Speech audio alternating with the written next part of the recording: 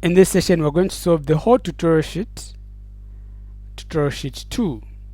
Okay, without wasting time, the first question says the function f is given by f of x is equals to x squared plus ax plus b, where a and b are real numbers, if f of 1 is equals to -3 and f of -2 is -3, -6. Find the values of a and b. Okay, so we've been given an equation. F of x is equals to x squared plus ax plus b. Okay, so other conditions that we've been given, they are saying f of 1 is equals to -3. Another condition that we are given, f of -2 is equals to -6. Then we are told to find a and b. Okay, let's first use the first condition, the one for f of 1 is equals to -3.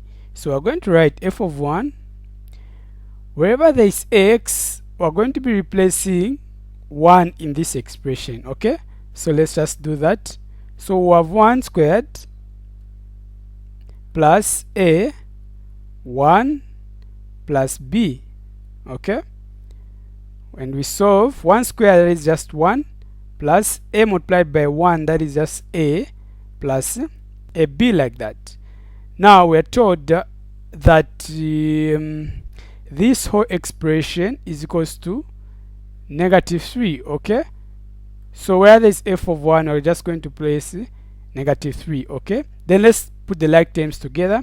When I take the 1 to the other side, it becomes a negative. Okay, so we have -3, -1 is equals to a plus b. Okay, -3, -1, that will just give us a -4 is equals to a plus b. Okay, let's keep this one. Let's call this one equation 1. Okay,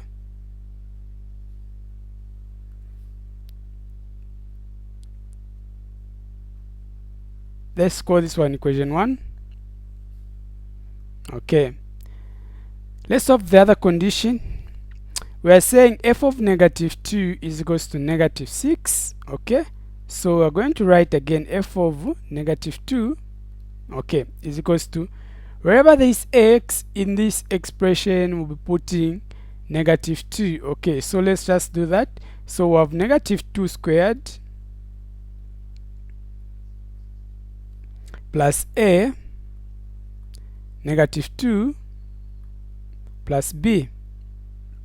Okay, when we solve, -2 squared, that is just a 4. Okay, plus or negative a multiplied by -2, that is -2a plus b.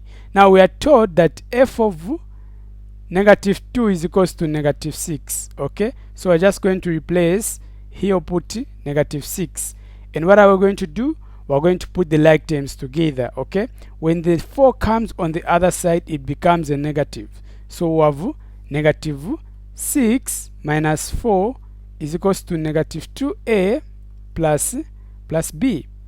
-6, -4, that is just a negative 10. Okay, so -10 is equals to -2a plus b. Okay, now what are we going to do? We're going to replace, because these are the equations that we have, let's replace one of the equations into the other one to find our answers. Okay, allow me to rub on top.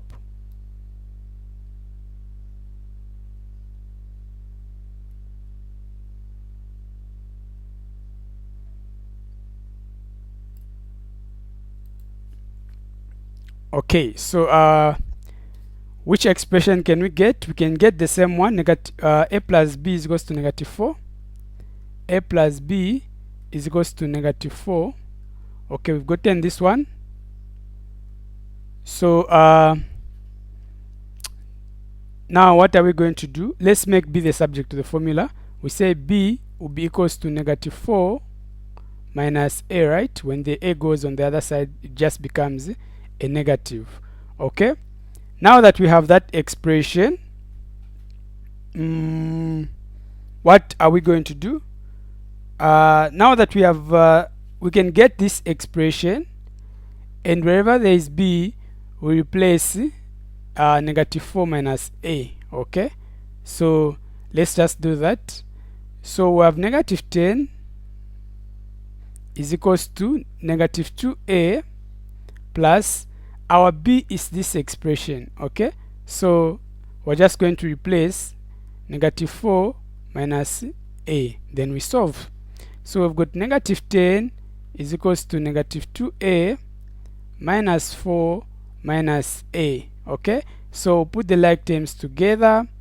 Our negative 4, when it goes on the other side, becomes a positive. Okay, and positive 4, negative 4 minus negative, when it goes on the other side, becomes a negative. So we have negative 10 plus 4 is equals to negative 2a minus a, that is negative 3a. Okay, then on the other side, negative 10 plus 4, that is a negative 6. So negative 6 is equals to negative 3a. So you'll be able to see when we distribute the negative 3 on both sides, or when you divide by the negative 3, we're going to get a will be equals to 2. Okay, so that is the first answer that we've gotten. A is equals to 2. What about b? Okay, we said b is equals to that. Okay, so where is a, we're just going to replace that. So let's just do that. So we're saying b is equals to negative 4 minus a. Okay, so b will be equals to negative 4 minus our a. We found that it is 2, so we're going to put 2 there. So 2, so b will just be equals to negative 4 negative 2, that is negative 6. Hence our solutions will be a will be equals to 2 and b will be equals to negative 6. Okay, so that's how we solve the first question. Let's go to the second question. Now we're saying find the range of each of the following. Find the range of each of the following given the domain, and state if the function is one-to-one or not. Okay, so what do we mean when we talk about the range? We've got the x values and the y values. The x values are called the inputs. We've been talking about this. The y values are called the outputs. Okay, now if we've got a scenario where we've got, let me say this is a, this is b, this is c, these are mapping to, let me say 1, 2 and 3, and this is the relation. Now because every member of x is related to some member of y, this would be a one-to-one function. Okay, a one-to-one function. It is also called an injective function. Okay, you have to know that it's also called an injective function. So now what are we talking about here? The x values will be called the domain. Okay, the y values will be called the codomain. Now if all the values of y are related to some x, instead of calling it the codomain, we'll call it the range. Okay, the range. The codomain would have been something like, if we had put a 4 here which was maybe not mapped to anything, okay, it would be the codomain for the y values. But because all of them are related to some x component or to some x input, so it will be called the range. Now let's solve. Okay, and we have to tell if it's one-to-one. Okay, we've said all the values that are supposed to be, one-to-one, and you can either use that using symmetry, where you draw a graph, then you just make sure that if it cuts it into 2 or like that, or you make sure that your f of a is equals to your f of b. Okay, that's how we show that the function is 1-to-1. Okay, all the videos we've done them on how to do all these ones, how to find the range, the domain, one-to-one functions. You can just find it in the playlist for functions. All of them are there. So now let's solve the first one. We've been given f of x is equals to 1 minus a minus 8x. The domain is from negative 2 to 8. Okay, those are the values of x. Okay, the goodness with these questions, they've already given us the domain. So what are we going to do? Let's get the first one.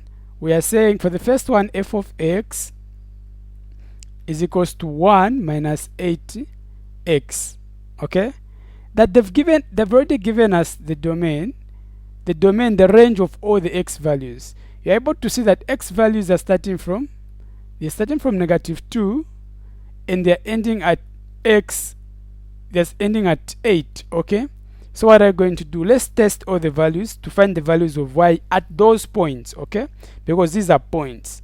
So let's start with at x. Let's start with at x is equals to negative 2. Okay, so the range at that point will be what? So we'll start with f of negative 2. Wherever there is x, we'll be placing negative 2 so that we find the value of y. Okay, so we just do that. So this will be a negative 2. Okay, so 1 negative 8 multiplied by negative 2, that will just give us a positive 16. Okay, so 1 plus 16, that is 17. Okay, so this is the value of y at x is equals to negative 2. Let's try at x is equals to 8. Okay, so we have f of negative 8, f of 8 is equals to 1 minus 8. Where there is x, we're replacing 8, so put 8 here. Okay, so what are we going to have? Of 1 minus 8 multiplied by 8, that is a 64. Okay, 1 minus 64, that is a negative 63. Okay, so these are the values of y at that point. Okay, so the range therefore will be, the range of this function will be, we are starting from the slowest value. If you are using interval notation, what are you going to do? You are going to say we are starting from negative 63 and we are ending at 7. Both of them are included. Look at the symbols: greater than or equal to, greater than, like that. X is less than or equal to, actually x is greater than or equal to, x is less than or equal to. So both of them will be included. Now, is this function going to be a one-to-one? You're able to see that this function is just a linear function. Okay, so it will just be a straight line. Okay, so because the function is linear with a negative slope, it's going in the negative slope direction. So this one will just be a one-to-one function. One-to-one. Okay, that is very important for us to mention. Then let's solve the next one.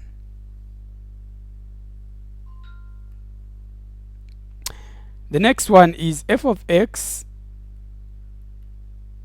is equals to 3x squared minus 6x. The domain, we've been given that x is a member of all real numbers, and x, we've got negative 2 less than, x is, this is a domain. Okay, so now how do we do this? We've been given the domain, but now this is a quadratic. Okay, what do you know about the quadratic? It's one-to-one status. You know that a quadratic cannot be a one-to-one function, right? Because it has symmetry. Let's say if I do the quadratic like that, it will be cut into two, right? This side and that side, so it has symmetry, so it can be a one-to-one function. Then the other thing is, you know that the square root, let me say negative 1 or positive 1 squared, these ones will, all of them, they'll give us 1. Okay, if I also get positive or negative 2, this will also give me like 2. 2x values are giving you one, output value of y. So because of that scenario, a 1 to 1, all of them must be mapped to something, okay? But in this case, two values are going to one, output value. So it's not a 1 to 1. Okay, we've talked about the 1 to 1 status. But now how are we going to solve the other ones? So so the range, because it's a quadratic, let's find the turning point. We're not really like graphing, but let's find the turning point at x. You know that for it to find the turning point at x, just be x is equals to negative b over 2a. Okay, so in this case, what we're going to get, we've got negative, okay, there's negative 6 here, right? Okay, so this is negative 6 over 2. Our a is 3, right? So this will give us 6 over 6. 6 over 6 is 1. Okay, so that is the value of x at the turning point. Okay, now what would be the value of y at the same turning point? So we're going to get again the same equation. Now wherever there is x, we're going to be replacing 1 because we know the value of x. But now what would be the value of y at that point? So 3, 1 squared minus 6, 1. Okay, so what are we going to do? We have 3 minus 6. Okay, 3 minus 6, that is just a negative 3. So we're able to see that the turning point will be at 1 comma, the turning point, let me say the turning point will just be at 1 comma negative 3. Okay, so at the turning point, that's where your graph is going to start from. Okay, that's where the graph is going to start from. Now let's look at the values of, or let me say the values of y in this domain that they've given us. Okay, in this domain that they've given us. Okay, let's find let's start with at x is equals to negative 2. So what I'm going to do, wherever there is x in the equation, I'm going to be placing negative 2. So this will be 3 negative 2 squared minus 6 minus 2. Okay, when we solve this, negative 2 squared, that is 4. 4 multiplied by 3, that is a 12. Negative 6 multiplied by negative 2, that is a positive 12. Okay, so you're able to see that at that point we're getting 24. Then let's also do another one. Let's start at x is equals to 4. What are we going to have? F of 4 is equals to 3 4 squared minus 6 4. Okay, what are you going to have when we solve that? 4 squared, that is 4 times 4, that is 16. 16 multiplied by 3, that is like 48. So 48 minus 6 multiplied by 4, that is just a 24. 48 minus 24, that is a 24. Okay, so we're getting the same value of y. Okay, so now we're able to see that the range, the highest value of y that you can have at it, because the highest value of y that you can have is at 4. Okay, and the highest value of y that you can have at 4, at x is equals to 4, it will be 24. Okay, whether you put any point, it will be 24. So in that's where our range is going to end from. Then we said the graph is going to start at the turning point. At the turning point, we found that the value of y, it is negative 3. So what will be our range now? So the range of this function will just be, we're saying we're starting from negative 3. Okay, and this is going to end at 24. Okay, 24 be included as well because there's a x is less than or equal to 4, like that. Okay, so because of that inequality, then we said it's not a 1 to 1.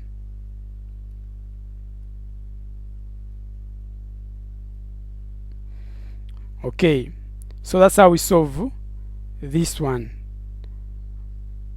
Okay, now the next question is C. F of x is equals to 4x plus 3. The domain is x is a member of O real numbers. Okay, so let's just do that one as well.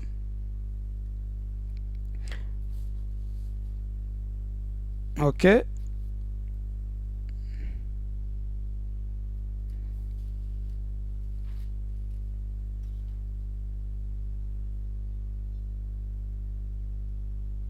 so we're saying f of x previous.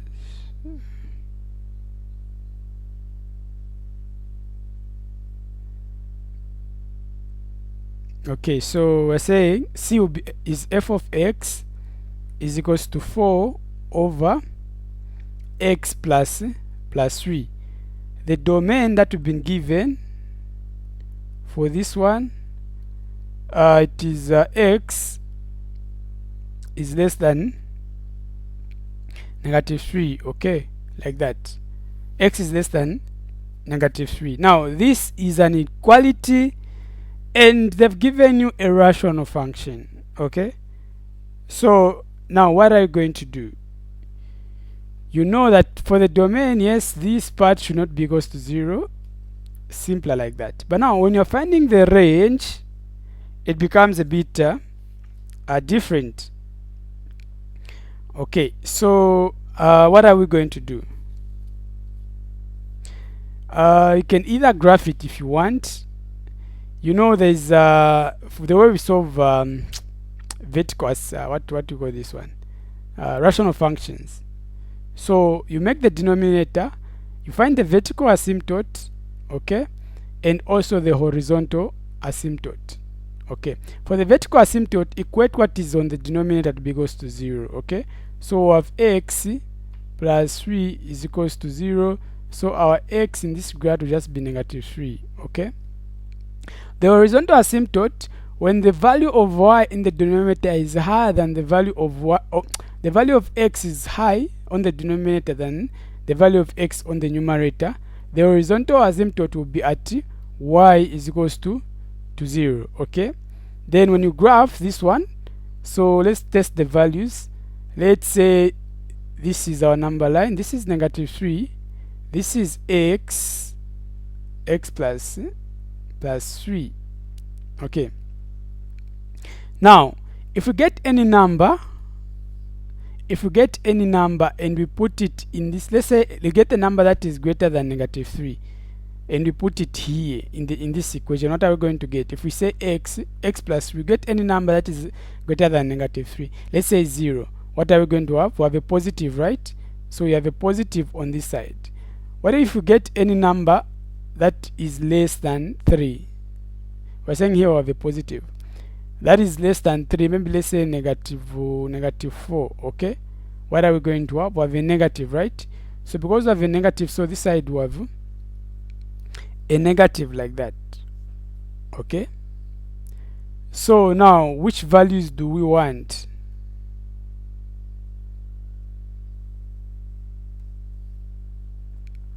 So if you are going to do your graph and stuff like that, how is it going to be? So if we are going to draw it, let's say this is just our simple graph. Okay, so this is the horizontal asymptote. Okay, the same x axis will be a horizontal asymptote, then it means this graph, how is it going to be? If we put any, if we draw a table of values, let's say this is x, this is y, and let's start at 0. Okay, what will be the value of y? When you put x there, it just be 4 over 3, right? If we put 1, if we put x in this way expression, what are we going to get as y? It will be, that is 4 over, that will be 1. Okay, if we put 2 in this expression, what are we going to get? 4 over 5. Okay, if we put 3, what are we going to get? We're going to get 6 as 4 over 6, that is like 2 over 3. Okay, if we put 4 in that expression, or let me say if we put let's let's say we put 7. If we put 7 in that expression, what are we going to get? We'll have 4 over 10.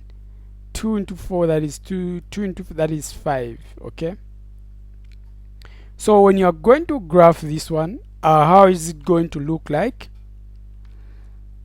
So 0, 4 over 3, let me say just 4 over 3, maybe just somewhere, let's put a 4 over 3, that is like 1 something, right? Let's put it like there. Okay, then 1, 1, let's say our 1, 1 in that regard, we'll say, let's say our 1, 1 is like that. 2, something, 4 over 5, you know, 4 over 5, 2, 4 over 5, something like that. Because 0, 0, okay, like that. So I'm about to say that the graph will be going something like that, but it will not touch 0. So we don't want 0, but we want all the values that are going in this direction. So the range in this case, if you're using the graph, because the vertical asymptote, you're not supposed to touch the vertical asymptote. So it means our value of y at that point will be, want all the values, we just don't want 0. So we're going to start from 0 going all the way up to positive infinity. So the range for this function, will be from 0 to positive infinity. We've done a video on how to find rational functions, everything. You can easily reach out on there, or even on YouTube. The video is there. Okay, the other expression that you can use is, as x approaches -3, like we've seen, as x will be approaching -3. Okay, f of x is going to, the function will be going to negative, it is going to negative infinity. Okay, now as this same x is approaching now negative infinity on the other side, your f of x is at 0, right? Because there's a horizontal asymptote there, so the range will just be from 0 to a positive infinity, like that. Okay, like that. Then is it a 1-to-1? Yes, it is a 1-to-1, because we just saw that it's a line like that. Okay, so we can't cut it into symmetry. Okay, into 2 parts. Then the last question, okay, the other question is not there. Okay, so what do we do? Let's proceed to the next question. Okay, then this is question number 3. Is it? Okay. Find the domain of each of the following functions. Okay, so we also did a video on how to find the domain of all types of functions that they can ask you. So you can also find that on YouTube. So we're saying f of x, let's start with the first one. F of x is equals to the square root of x squared minus 4. Okay, now this is a radical function. A radical function has a root. It can be a square root, a cube root, a fourth root, whatever root that it has, but always ignore the root. Okay, now the square root of a function is defined only if the expression inside the square root is a non-negative. You don't have to have a negative in that expression. So what are you going to do? You're going to say x squared minus 4 should be greater than or equal to 0. Okay, you can have a 0 there. Yeah, the square root of 0 will just give you a 0, but we don't want a negative number in that regard. So this is an inequality. How do you solve an inequality? So you factorize this on both sides. So what are you going to have? You have x. Okay, let me just do all the steps. Let me not be lazy. So I'll say x squared minus 2 squared, right, should be greater than or equal to 0. So what are we going to, this is a difference of 2 squares. So we have x minus 2, x plus 2. This is greater than or equal to 0. Now that we have these points, how are we going to do this? Let's test these values. So if let me know, I'm not going to draw to them to scale like that. Let's say like that. We've got 2 of them. Okay, can remove 1. So you're able to see that x will be equals to 2 and x will be equals to -2 if we're going to equate these ones in the brackets to be equals to 0. Okay, so now what are we going to have? So we're going to put -2 and we're going to put 2.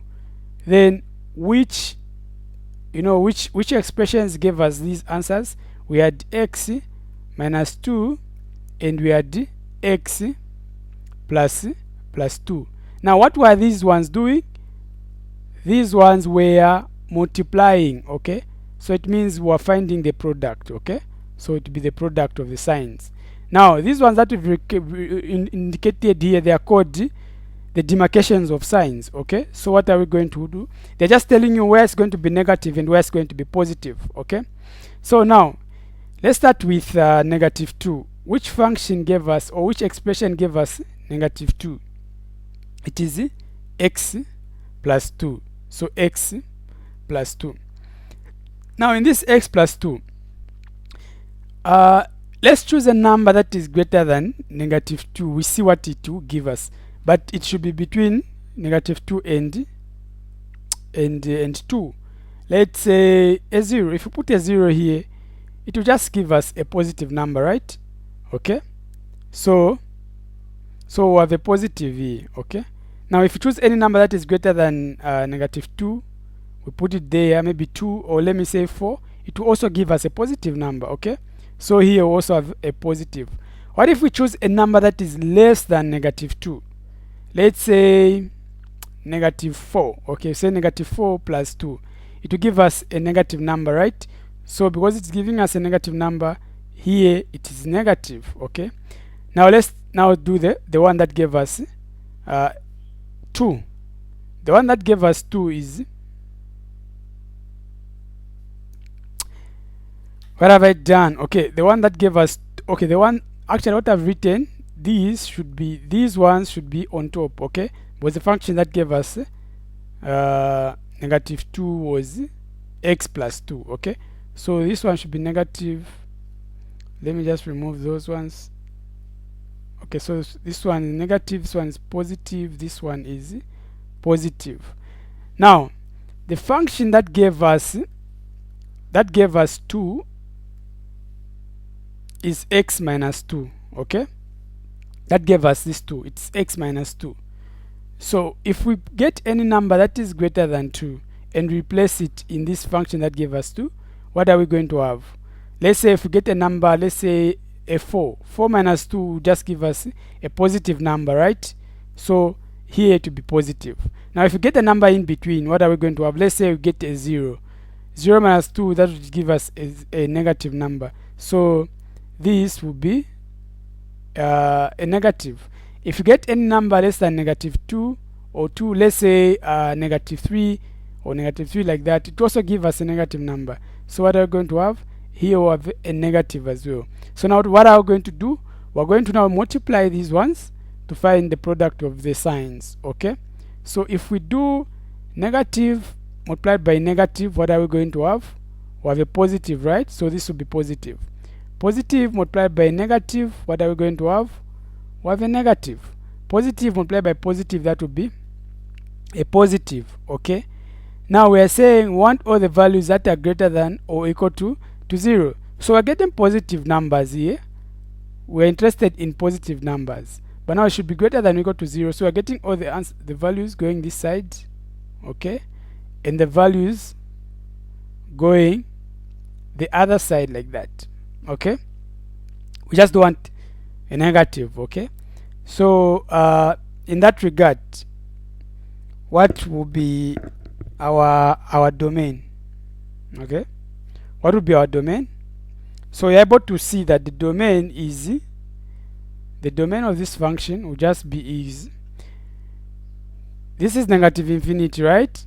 This is positive infinity. Okay, so want all values from negative infinity to -2. -2 is included. Okay, union, and again we're starting from 2. 2 is also included, and we're going to all the way until to positive infinity. So this will be the domain for this expression.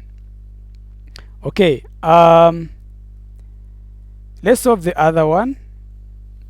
Now b is what is b? Okay, x squared plus 9, this under a root. Okay, so we're saying b is f of x is equals to the square root of x squared plus 9. Okay, now this one, again the same thing.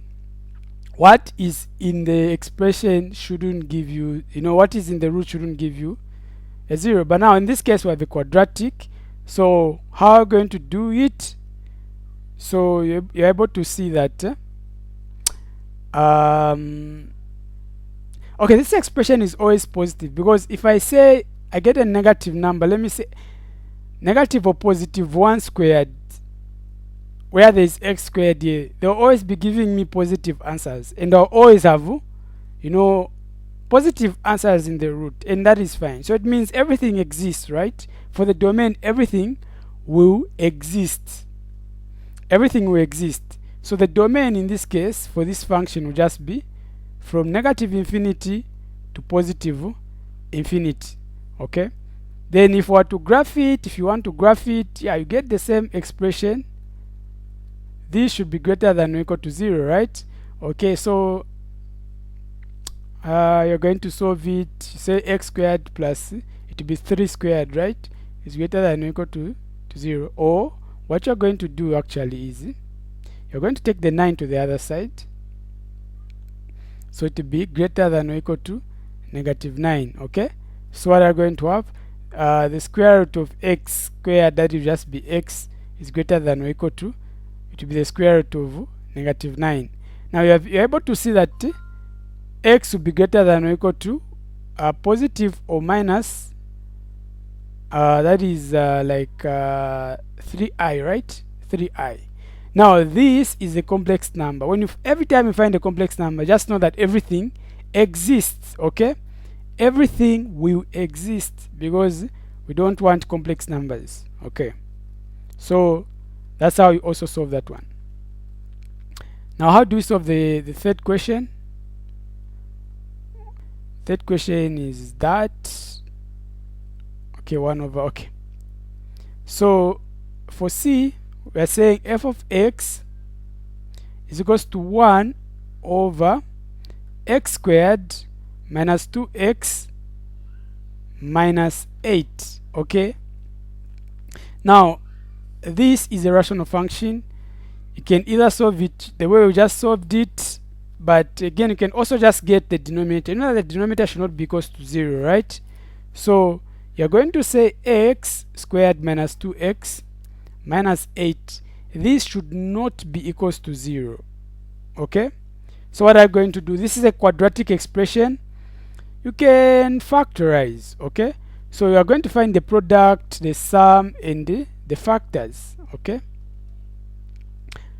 let's do that. The product, the coefficient of x squared, and the constant, that is 1 multiplied by -8, that is -8. The sum will just be -2. Two numbers that we can multiply to give us -8 when we multiply them, but when you add them they give us -2. You realize that 4 and -2 will achieve that. Okay, when you multiply 4 multiplied by -2, that is -8. When you add 4 minus 2, that will just give us, okay, actually is it 4? Actually it's -4, right? -4 and 2. Yes, -4 and 2. So those will be our factors. So in this case, when we factorize this, you're able to you have x minus 4 and x plus 2. This should not be equals to 0 like that. Okay, so now how are you going to do? You're going to say x is equals to 4 and x is equals to -2. If you want to find how you're going to graph it. So how are you going to graph it? So those are our points. Okay, so those are our points. So in that regard, these ones will be the vertical asymptotes. Okay, there'll be our vertical asymptotes.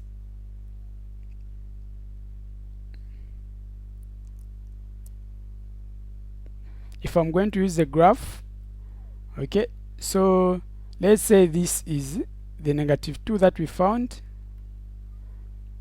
then this is 4. Okay, so now what are we going to do?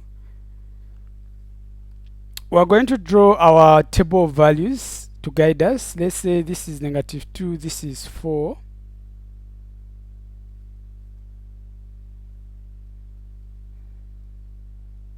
Okay, which equations gave us, are these answers? We had x minus 4 and x plus 2. Okay, what were these ones doing? They were multiplying. Okay, allow me to just put it small. They were multiplying, so this is a product. Okay, so if we get x minus 4, which equation gave us, which equation gave us 4? That is the x minus 4. Okay, so if we get any number that is greater than 4 and replace it in the equation, let's say like 5, it will give us a positive answer, right? So we have a positive there. If you get any number that is in between -2 and 4, let's say a 3, if we put a 3 there, we have a negative. Okay, so this will be a negative. Then if you get any number that is let's say less than -2, any negative number, they'll all give you a negative here, right? Okay, good, we have a negative there. Then let's come to the equation that gave us 2, -2. So the equation that gave us -2 was x plus 2.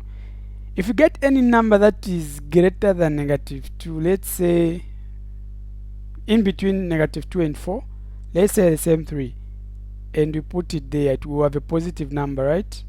So we have a positive here, and if you get a number like greater than 4, it will also be a positive number. But if you get any number that is less than -2, let's say -3 plus 2, okay, that will give us a negative number. So we have a negative. Okay, we have a negative here. So what do we do? Let's now find the product of the signs. Okay, so if we do a negative multiplied by a negative, that will give us a positive. Okay, so we have a positive here, a positive and a negative will give us a negative. Positive and positive will give us a positive. Now we want values that are greater than 0. In this case, we want all the values that are greater than 0, not equal to 0, but just greater than 0. Okay, because we don't want a 0. We don't want a 0 there. Okay, so when you are graphing, what are we going to do? So in this range, because you're able to see that this is positive, so in this range, what are you going to put? Because it's positive, so your graph will go in that direction, following the asymptote like that. Okay, then in between, we're able to see that it's negative, so how our graph going to move?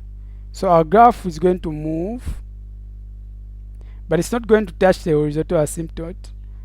Okay, and it's going to go like that. This is the horizontal asymptote.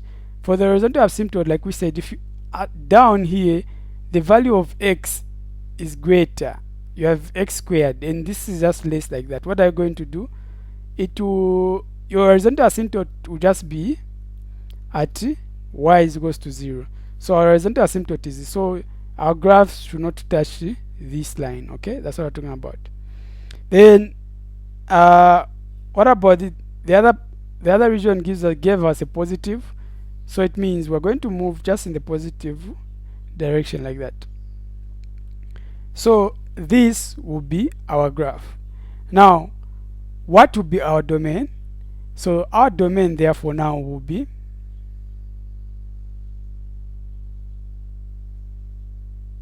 okay, so the domain of this function will be, so the domain for this function will be, we want all the values from -infinity. You're able to see the graphs are starting from -infinity, they are going to +infinity, but we're going to reach at 2.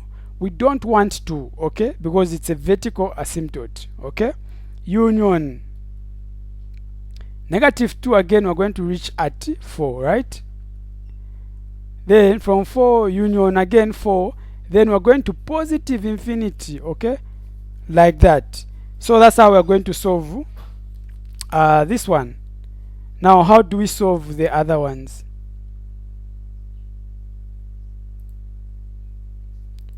How do we solve D?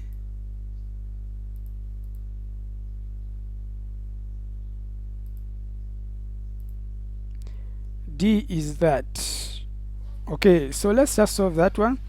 Although D is just the same as like the one just from solving. Okay, it's okay. Let's solve D.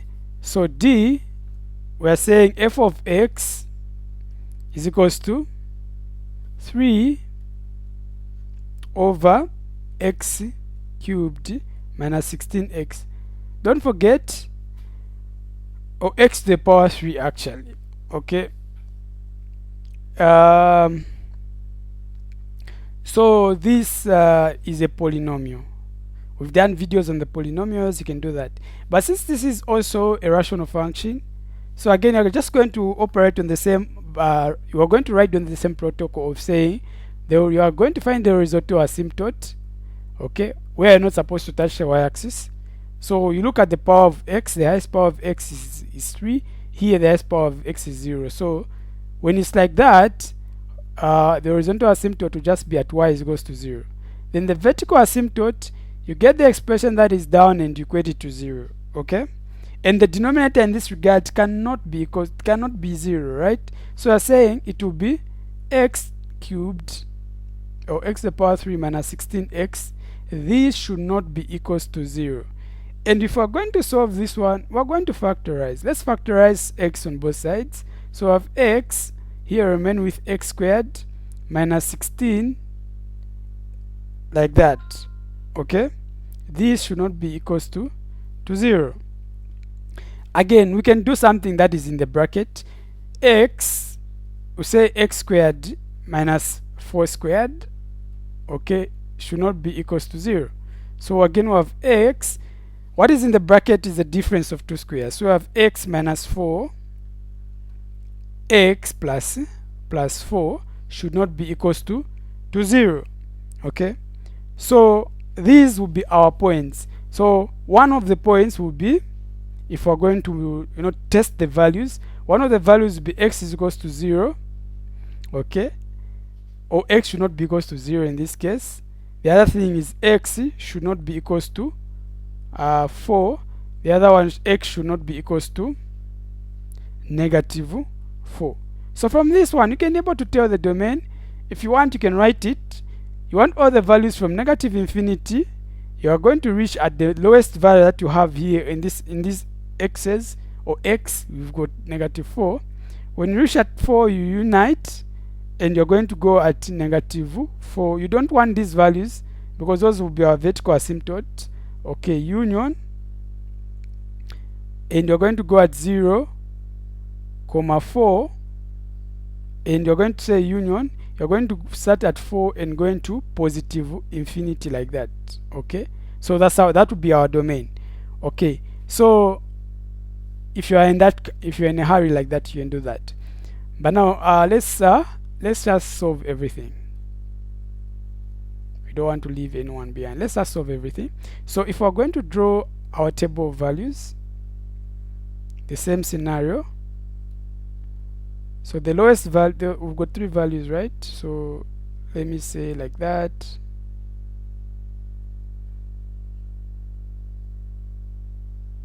Okay, let me put the, okay. So the lowest value of x that we had is what? It's negative 4, then 0, then 4, okay? Which equations gave us these, these expressions? We had x, just x alone. We had x minus 4. We also had x plus 4, okay? Now what were these ones doing? They were multiplying, so this is the product. So now let's do the signs. Okay, For x, which equation gave us x, or x, which equation gave us 0? Okay, so what would be our answers? If you get any number of x that is greater than 0 to be a positive, right? So these ones will be positive. Any number that's less than 0 to be negative. Okay, now let's start with x. Let's now go to x minus 4. Which equation gave us x minus 4 gave us what? A4, right? A4. So we're testing this one. So if you get any number that is greater than 4 and we put it there, let's say a 5, what are you going to have? You have a positive number, right? So here you have a positive. But if you get any number that is less than 4, let's say even a 3, if you put a 3 here, you have a negative number. Okay, so these ones will give you negatives like that. Then let's now come to x plus 4. X plus 4, it gave us negative 4. Okay, so let's say this is x plus 4. Okay, so if you get any number that is greater than negative 4, because it gave us, because the expression gave us negative 4, if you get any number that is greater than negative 4, let's say just a 0, if you put a 0 you get a positive number. Okay, so you have a positive, any number. But if you get a number that is less than negative 4, if you get a number that is less than negative 4, let's say negative 3, okay, give us negative 4. Actually, if you get a number less than like negative 5, if you get a negative 5, what are you going to have? You have a negative. So there we just have a negative here. Okay, now let's multiply the signs. Negative multiplied by negative multiplied by negative. What are we going to have? You have a negative.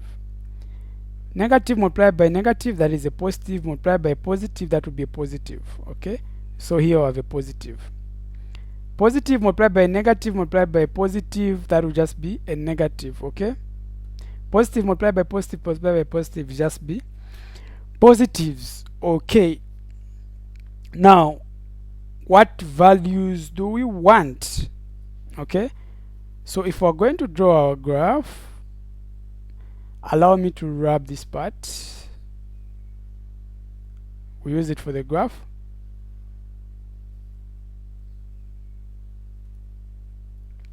So if we're going to draw a graph, let's say this is our x-axis is our y.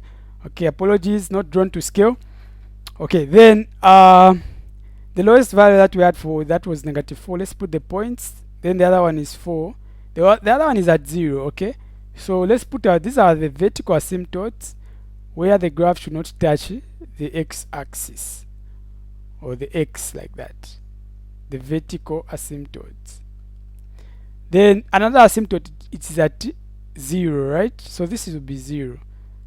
Every x value on the y-axis is 0. Okay, then the horizontal asymptote, we saw that it is just x is equals to y is equals to 0, so this is y is equals to 0. So whatever we are drawing shouldn't touch these lines. Okay, according to our graph. So now what did we get for the region below negative 4? Okay, we got a negative on top, right, as a product. So our graph, how is it going to go? It is going to go to the negatives, but it's not going to touch the asymptote like that. Then in between negative 4 and 0, what did we get? We got a positive. We got a positive. So it means we're going in the positive direction.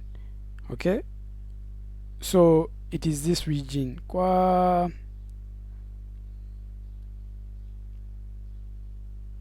And you're going like that. Okay, then from 0 to 4 we got a negative. So we're going down. Okay, so we're going down like that. Okay, then from 4 we got a positive. Up above 4 we got a positive, so it's just on top like that. Okay, so you've seen, like, all the graphs, they are coming from negative infinity and they are going to positive infinity. So what will be your domain? Okay, so your domain is going to move from negative infinity, reaches at negative 4, but negative 4 is not going to be included because it's an asymptote. Then again, you start from negative 4, you go to 0, these ones are not included. Again, you start from 0, you go to 4, they are also not included because they are asymptotes. Then from 4, you are going to now go to positive infinity. That's what I'd written like that. Okay, so for the other questions, okay, that's how you also solve. Let's see the other questions. Maybe we can solve another one.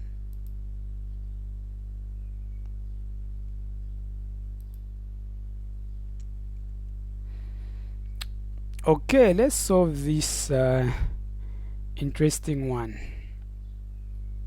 Okay, we can even solve E.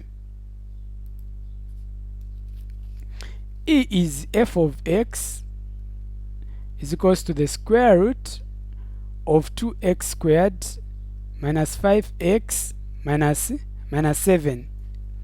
And because we're finding the domain, we know that in the square root you shouldn't have a negative number. Okay, so in this case you're going to say your 2x squared minus 5x minus 7, this should be greater than or equal to 0 because you don't want a negative number there.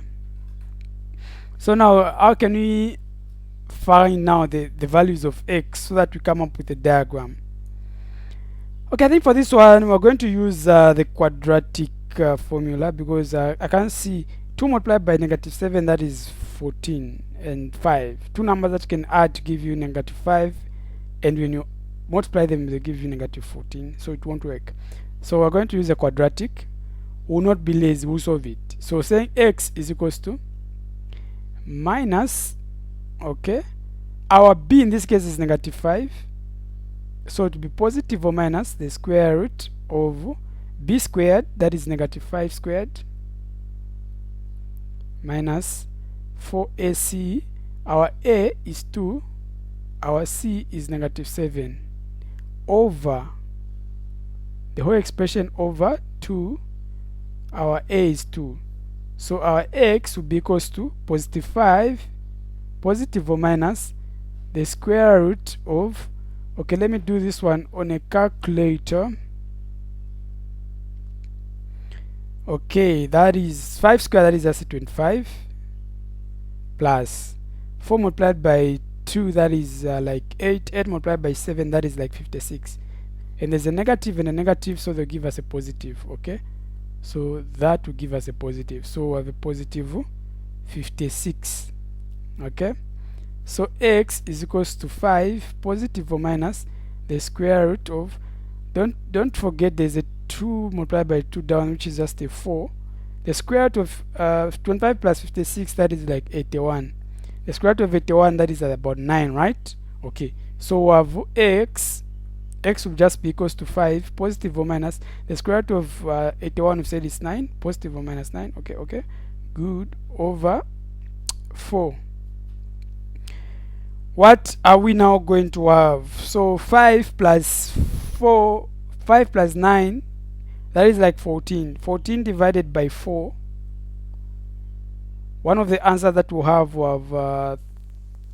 okay, we're saying this is 5 plus 4, that is 14 over 4.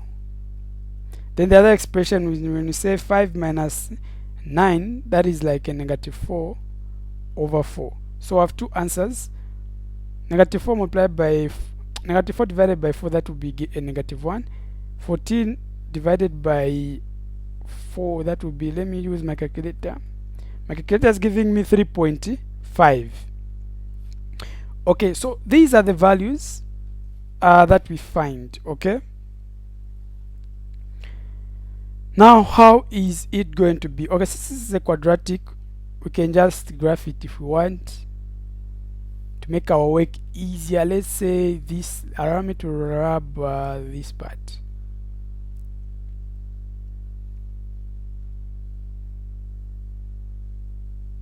Okay, let's say if we draw a graph, let's say this is our x or y-axis, this is our x-axis, Then if let's because it's a quadratic, you're able to see that the value of x is the value of a is greater than 0. So because it is greater than 0, this will be a minimum.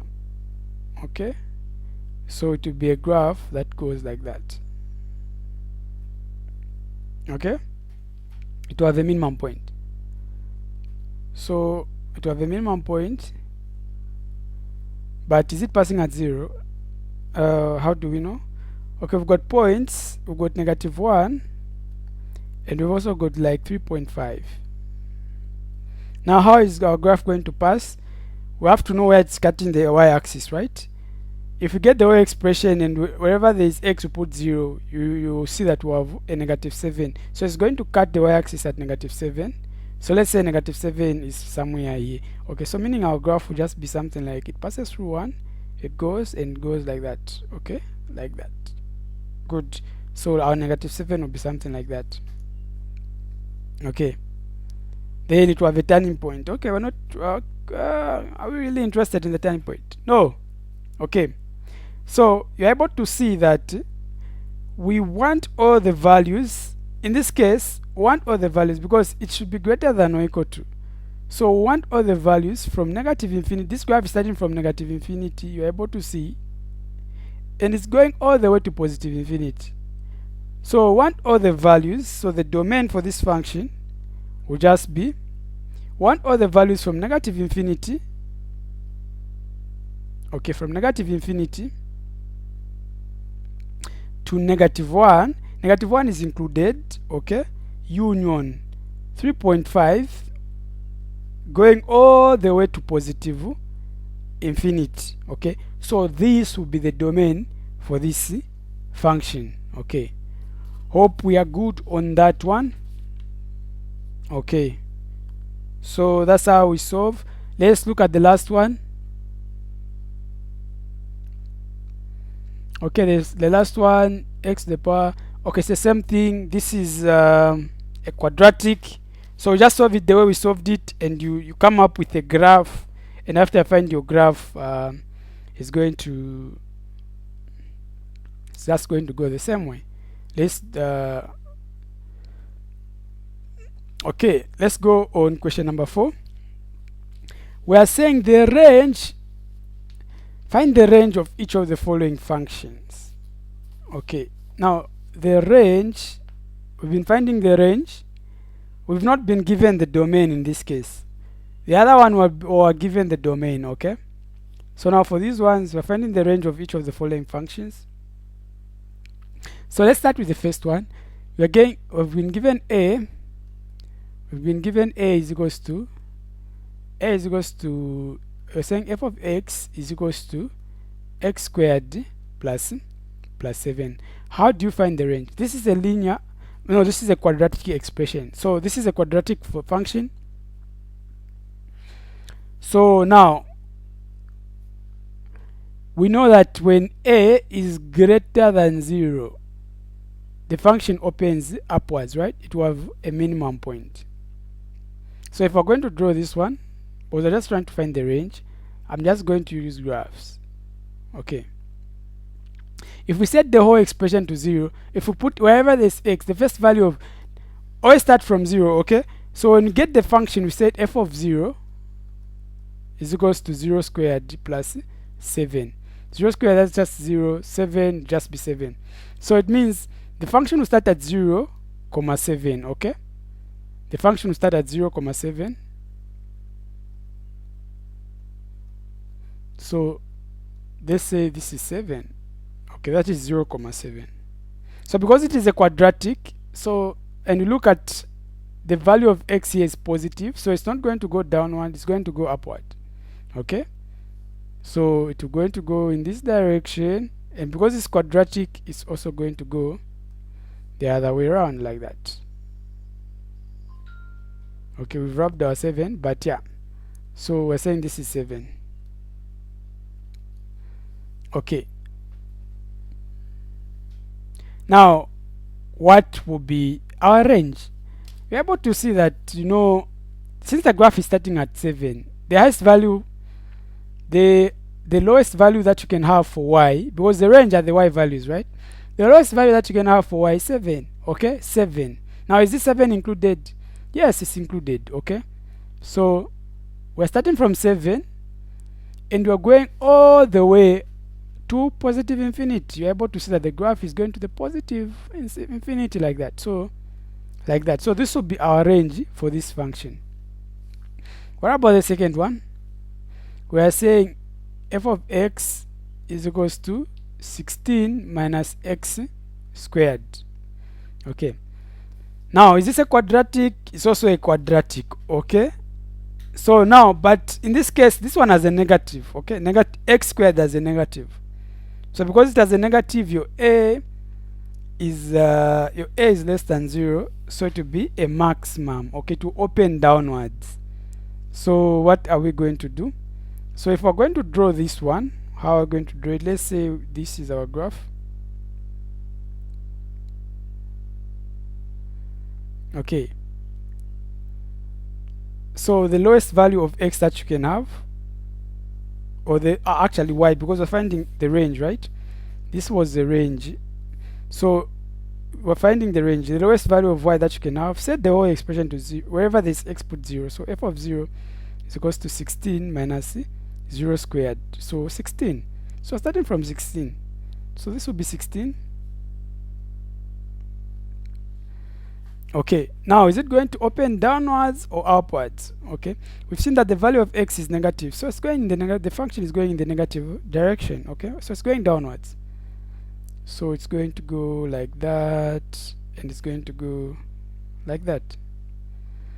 Okay, if you want, you can find these points, but since we're just finding the range, all the values of y, so what are we going to have? You realize that this function is going, because it's going in the negative direction. Okay, so it's going to start from negative infinity, and the highest value that you can have for y is at this point, the one that we found is 16.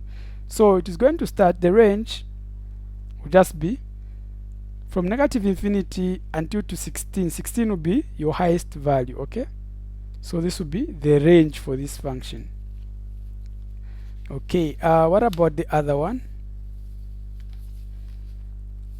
Okay, for the other one,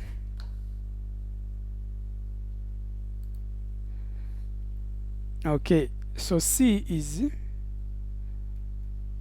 so our f of x for c is equals to 2 over 3x minus 4. Okay, now how do you find the range of a rational function?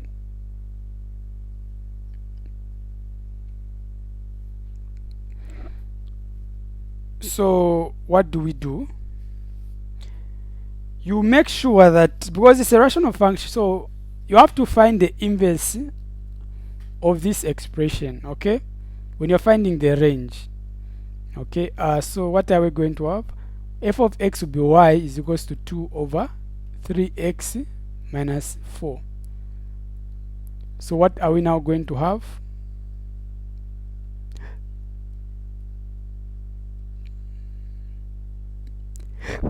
What are we going to have? We're going to say 2 is equals to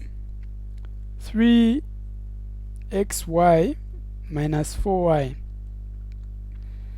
We take the negative 4y on the other side, so we have 2 plus 4y is equals to 3xy. We're going to divide by 3y on both sides because we're making x subject to the formula. So we have x is equals to 2 plus 4y over 3y. Now this 3y should not be equals to 0. Okay, when you're finding the range, for the range, find the inverse first, then now get the denominator. Okay, so in that case, what are we saying? Our 3y should not be equals to 0. So in that regard, if you're going to divide by 3 on both sides, you just realize that y should not be equals to 0 divided by 3, that is 0. So we want all the values of y unless 0.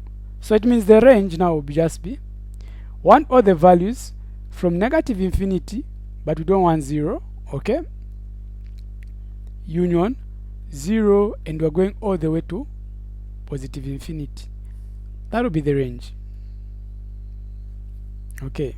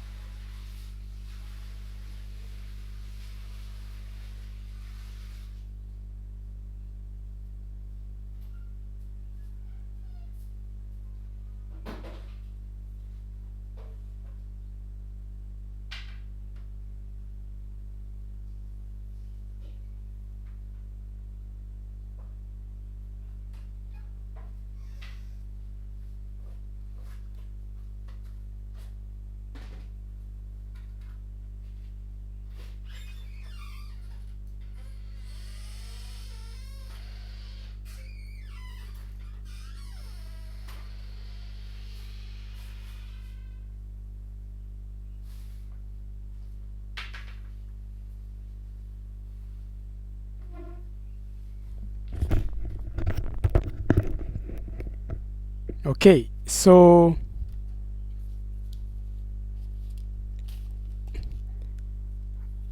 question number D. We have, let's check. We're going to D, right? Okay. So our D is we're saying f of x is equals to x plus 1 over 2x minus 3. How do you find the range of this function? So this is also a rational function. Okay.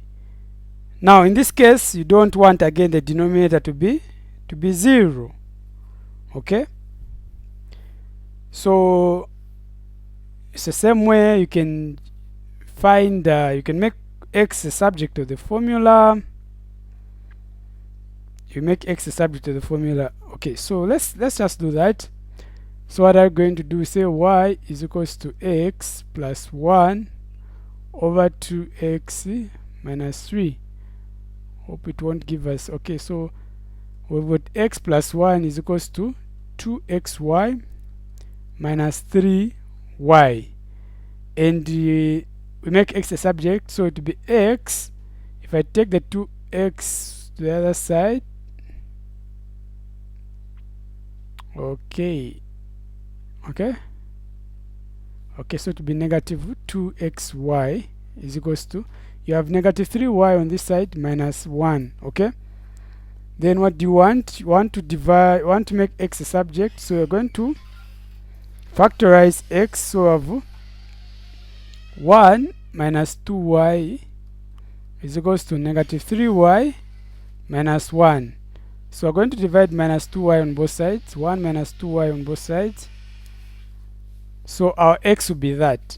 Now that we found the inverse, so what are we saying? The denominator should not be equals to 0. So our 1 minus 2y, this should not be equals to 0, okay, in the denominator. So when you make y the subject, should not be equals to the 1. When it goes the other side becomes a negative. So when you divide by negative 2 on the other side, on both sides, just say y is equals to, y should not be equals to half. So we want all the values, but we just don't want half. Okay, so our range in this case, the range of this function will be all the values. So from negative infinity to half, we don't want half, union half, going all the way to positive infinity. So this will be our range for this function. Okay, then there's also e.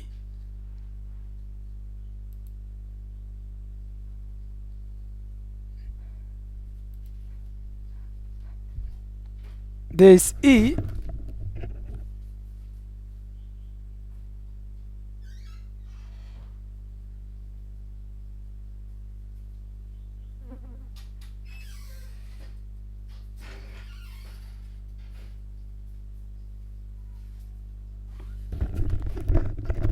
Now how do we solve e? So we have 3x. Okay, so let's solve it on the next page. So for we've solved d. Now we're going to e.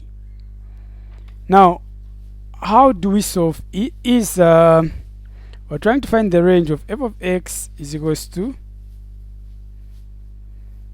3x squared minus 6x plus 11. How do you find the range? So this is a quadratic. So for you to solve that, you have to at least graph it for you to be able to find the answers. And the best method that I recommend for solving, when you want to graph a quadratic, is the completing the square method. Okay, so what are you going to do? We've done a video on how you do the completing the square. So I'll just be quick, but just follow. So we're going to distribute. Let me say let's get from here to here. Let's factor out 3. Okay, so we have 3 x squared minus 2x,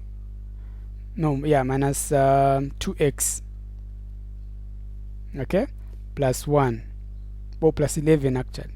So what are we going to have?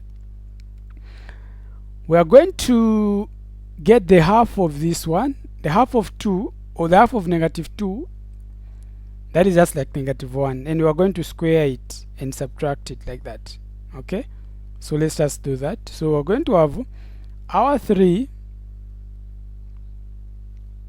Then the ones that we have squares, we're going to put them in brackets.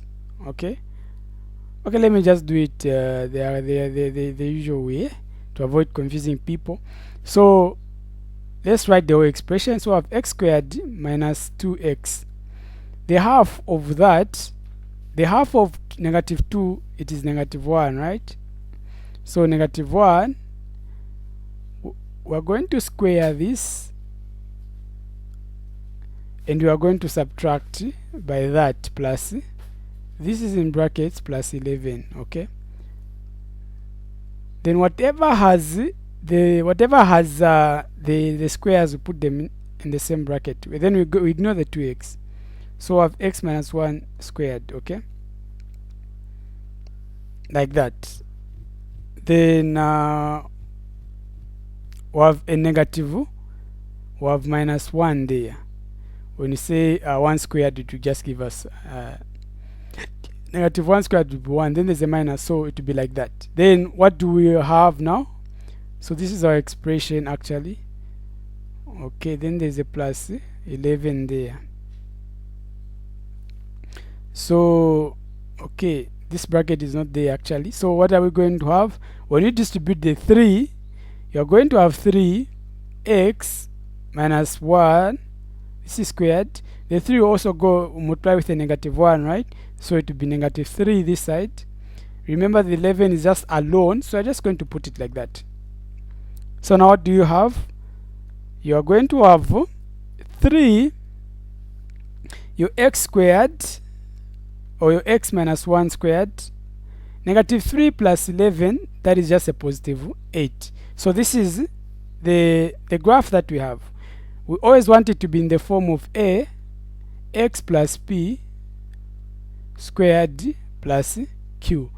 For you to find the turning point, your turning point will just be negative p comma q, like that. Okay, your p is a value of x, your q is a value of y. So when we have this, we're able to graph anything that we want. So if we're going to graph it, let me just write it there. Okay, let me just put it to scale. So let's say this is our graph. Okay, so how are we going to draw that? So the way we're going to solve this one, so we have to first look at where is the graph going to cut the if it's going to cut the y-axis. You're just going to set the whole expression to be equals to 0. You just realize that your y will be at 11. Okay, so your y will be at 11. So let's say our 11 is here. This is our 11. Then where will be our turning point? Where is our graph going to start from? We say this negative p comma q. So in this case, which one is the value of p? Is negative 1. The value of y of q is 8, like that. So the turning point will be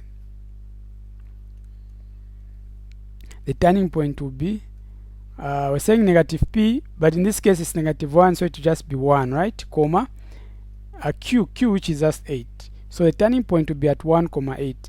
Let's say our 1 comma 8, this is, let's say this, since this is 11, let's say our 1 is here, our 8, let's say our 8 is there.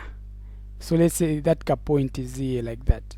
So meaning our graph, because it's starting here, so it's going to go this side and it's going to go like that. Okay, that is a quadratic. Okay, so now what will be the range when you graph it? You're able to see that the range for this function, the lowest value that you can have for y is 8. Okay, so 8. So what are we? So we are going to include 8. So the range for this function, it is starting from 8, but it's going all the way until to infinity, like that. So that will be the range for this function. Okay, so that's how we solve questions on question number 4. Okay, now let's go to question number 5. For question number 5, if that is equals to that, okay, these are composite functions. We've also done all the topics on functions. We've done them in simpler terms, so you can easily reach out either on the drive or on YouTube for registered students. Okay, so our A, we're trying to find the f of g of x. So what are we going to have? So we are substituting g of x into our f of x function. Okay, so that's what we're just going to do. So let's just do that. Our f of x, so it will be f, we're substituting it g of x into f. Then our f of x, it will be f of x is what? F of x is okay, 2 f of x is 2x squared minus 3x plus 1. So wherever there is x, we're going to be replacing the function for g of x. G of x is 3x plus 1. Okay, so let's just do that. So we have 2, so we have 3x plus 1, this is squared, minus 3x plus 1, then there's a plus 1 at the end. So what now are we going to do? So now we can solve.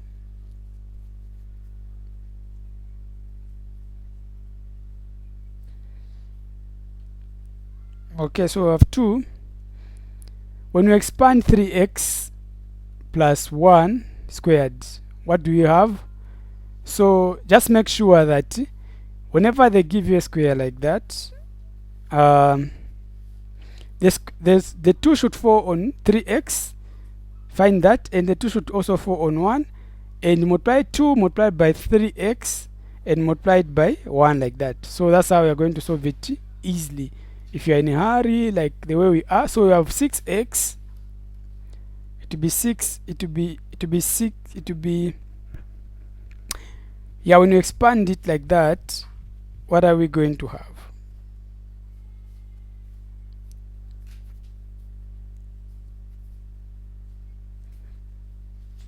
Actually, since this is not a negative, okay, so it will be 3 squared. 3 squared would be 9, right? What am I doing? So it will be 9. X squared will just be x squared. Okay, so we have x squared, then also square your 1, so this side it will be just 1. Okay, 1 squared plus, then what do you put in the middle? You multiply 2 multiplied by 3x multiplied by again 1. Okay, so what are you going to have? We'll just have a 6x. So this is what we replace here. So we have 9x squared plus 6x plus 1 minus, okay, minus, let's just write the whole expression, 3, okay, 3x plus 1 plus 1. So what are we going to have? Now let's distribute the 2. What are we going to have? We have 18x squared plus 12x plus 2. Then let's distribute on the other side. We have negative 9x minus 3 and the plus 1. Okay, so now what do we do now here? We just the like terms together. Okay, which ones can cancel, which ones can divide? Okay, so which ones can cancel and which ones can divide? So the x squared, the 18x squared will just remain the way it is. So 18x squared because it's alone. Now let's deal with the ones with okay, so we've got the numbers. The numbers, we've got positive 2 minus 3, that will give us a negative 1. Negative 1 plus 1, that's a 0. So the numbers are giving us a 0. What about the ones with x? We've got 12x minus 9x, that is just a 3x. Okay, so we have a positive 3x. So that is our answer for this expression, for the first one. Now the second one is we are trying to find fog of negative 2. Okay, fog of negative 2. So we're going to use the answer that we found, f of g of x. We've already found this one. We found that it was 18x squared plus 3x. So now we're trying to find fog of negative 2. So wherever there is x, we'll be placing negative 2. So to be 18 negative 2 squared plus 3 negative 2. Okay, so what are we now going to have? Negative 2 squared, that is 4 multiplied by 18. Okay, let me just do this one on a calculator. I'm finding 72. 3 multiplied by negative 2, that is a negative 6. 72 minus that will give a 66. So our f of negative 2 is 66. So that's how we solve that one. Okay, let's solve the other ones. Okay, allow me to, should I rub here? Okay, let me just use the other page. So our next question, we're finding C is G of f x, like that. Okay, let me just confirm. Okay, this one. Okay, so what do we do? Again, now in this case we're doing the opposite. Okay, we're substituting, you know, f of x into g. So our g of x was what? Okay, so what do we do? So our g of x is 3x plus 1. Okay, so g of x is 3x plus 1. So wherever there is x, we're going to be replacing the function for f of x.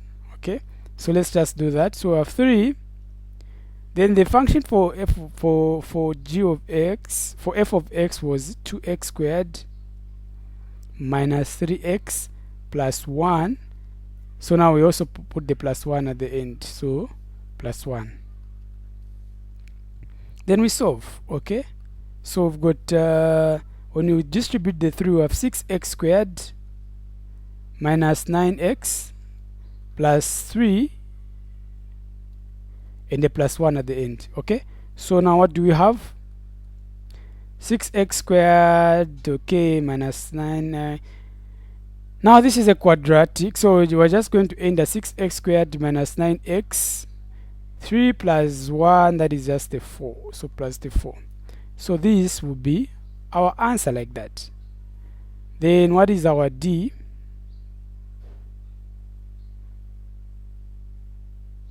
Our D is f of h of x.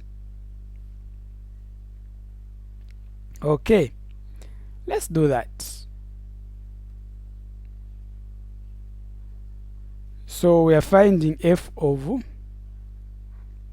h of x. Okay, h of x is the square root of x squared minus 4x. Now we're putting this into f of x, because always start with the function that starts with. Okay, and you remember that our f of x is just 2x squared minus 3x plus 1. So we're just going to replace. So for us to find f of h of x, what are we going to do? We're going to say 2. We replace wherever there is x, we'll be replacing that. So it is the square root of x squared minus 4x, this is squared, minus 3, the square root of x squared minus 4x plus 1. So let's do that. What are we now going to have? This one that is in the bracket, the square and the root will cancel, right? Okay, so let's just do that. So we have a 2. What will just remain with, we just have x squared minus 4x here. Okay, so we have a minus 3, the root of this expression, x squared minus 4x, then we have a plus 1 at the end. So what can we solve? Okay, we can distribute the 2 here. So we have 2x squared minus 4x, 8x actually, 8x. We have minus 3, the root of x squared minus 4x, a plus 1. Is there anything that we can solve here? Okay, so this is where we end. So this will be our answer for this expression. Okay, then what's the other one? Okay, so the other ones is just the same expression, just be replacing. Okay, so let's go to question number 6. The function given below are either 1 to 1 or not. If the given function is 1 to 1, find its inverse. If it's not 1 to 1, limit the domain by finding the largest possible subset so that the function is 1 to 1, and then find its inverse. In each case, state the domain and the range of the function and its inverse. Okay, the first expression that we are given is f of x is equals to 8 over x plus 3, and we are saying x should not be equals to -3. Okay, x should not be equals to -3. So now what do? We have to check, is the function 1 to 1? Okay, this is a rational function, and we've been looking at rational functions. We've been able to see that they're just giving us a straight line. So this is a 1 to 1 function because it doesn't have symmetry. Okay, it's a 1 to 1. Then the inverse. So if it's a 1 to 1, they said find, if it's 1 to 1, find its inverse. Okay, so we're going to find the inverse of this expression. So let's just do that. So we're going to say our f of x will just be y is equals to 8 over x plus 3, like that. So we make x the subject of the formula. So we have yx plus 3y, okay, plus 3y is equals to 8. So since we're making x, so it will be yx is equals to 8 minus 3y. We're going to divide by y on both sides. So when you do that, our x is will just be that. So the inverse in this case, so the inverse of this function will just be 8 minus 3, wherever there is y, we'll be putting x, so 3x over x. So that would be the inverse. Okay, then the question is, if it's not 1 to 1, you limit the domain and find this inverse. In each case, state the domain. So in all the cases, whether I find it's 1 to 1 or not to 1 to 1, when it's not 1 to 1, you limit the domain and find that. Okay, then in each case, state the domain and the range of the function and find this inverse. So all the functions are going to find the domain and the range. So what will be the domain for this function? So the domain, we're able to see that this x plus 3 should not be equals to 0. X should not be equals to -3. So the domain want all the values of x, but we just don't want 3. Okay, so the domain in this case will be what?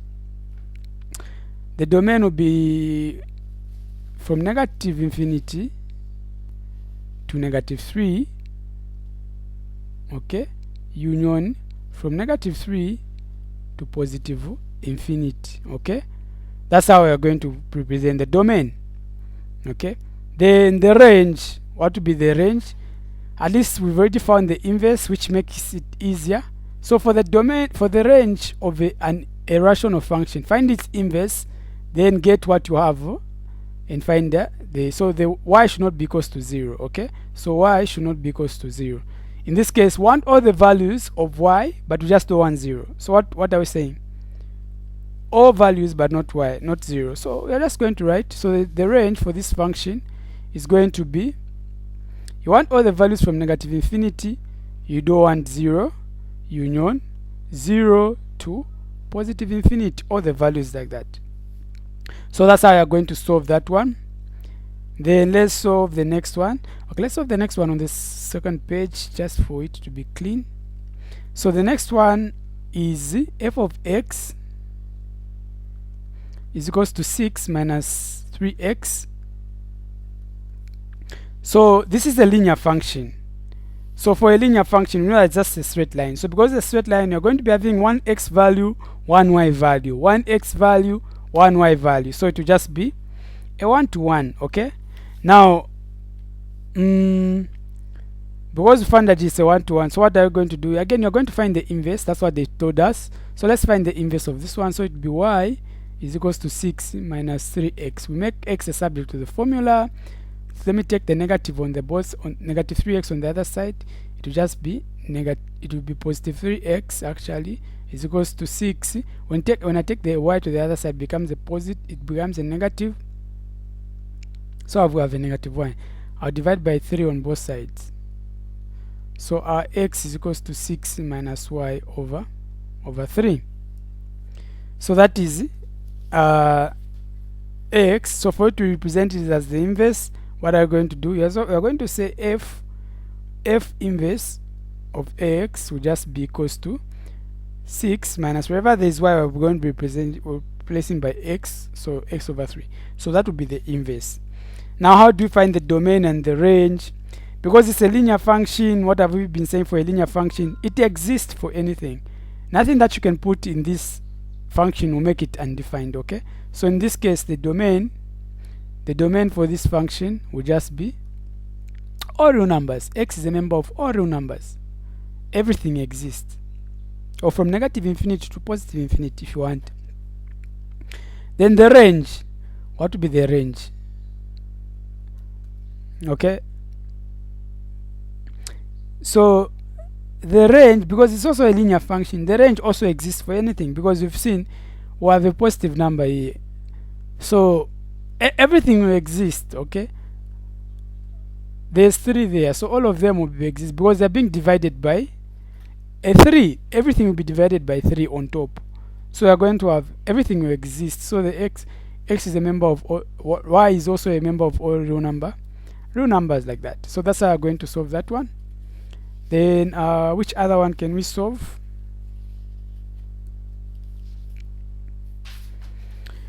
Okay, which other one? Okay, so where are we going to now? We're going to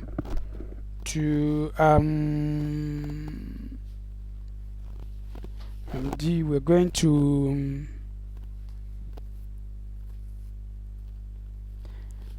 we've solved the, let's see,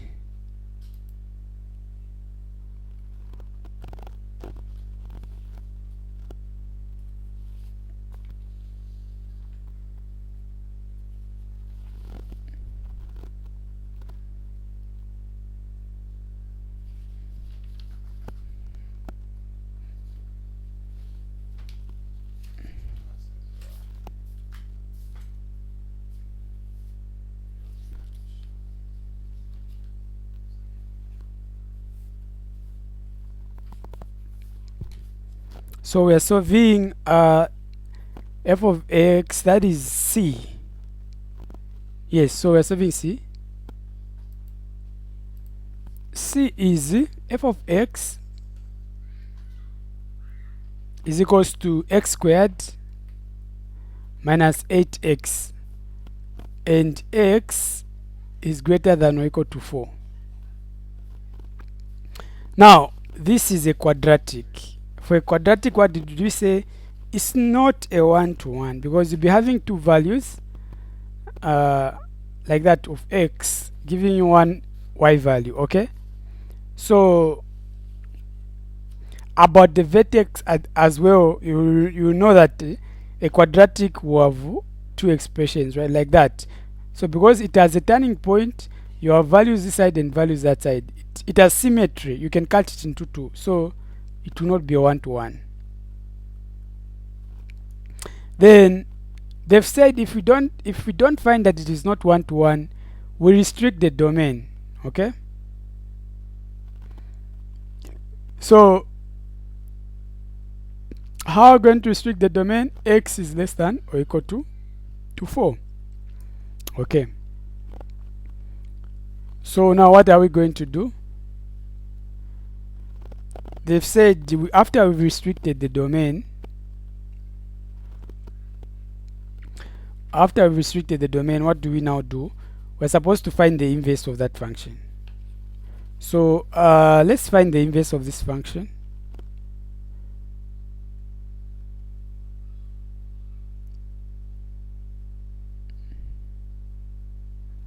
So what do we do? So we say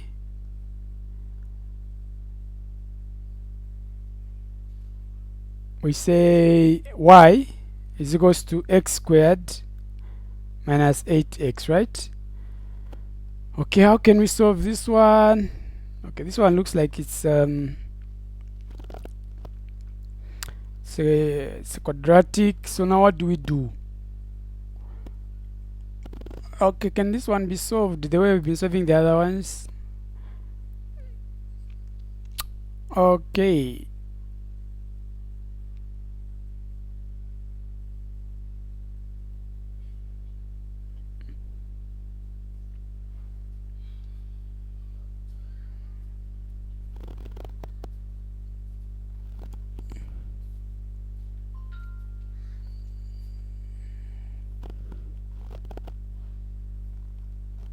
X squared minus 8x. Okay, we can just use completing the square just to make our work easier. So I just solve it. How do I solve this one now?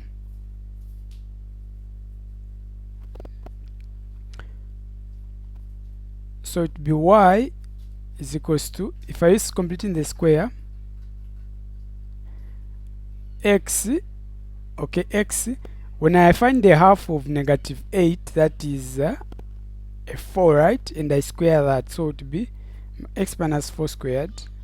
Then 4 squared, it will just give me a 16, right? So I have a 16 outside, okay?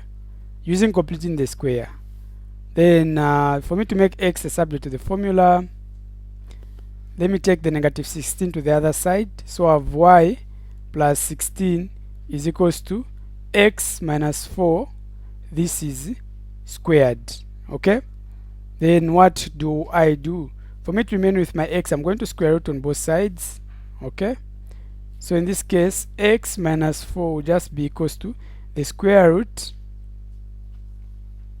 of y plus 16. Okay, then when I bring the 4 on the other side, what do I have? X is equals to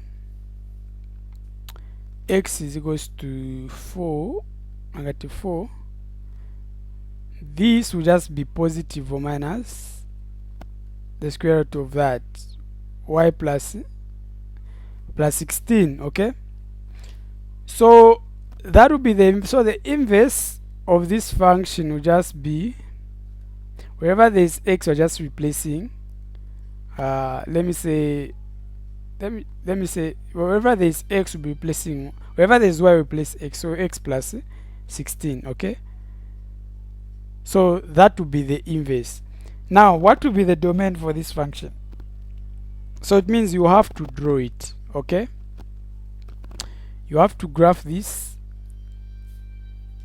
for you to know the domain and the range.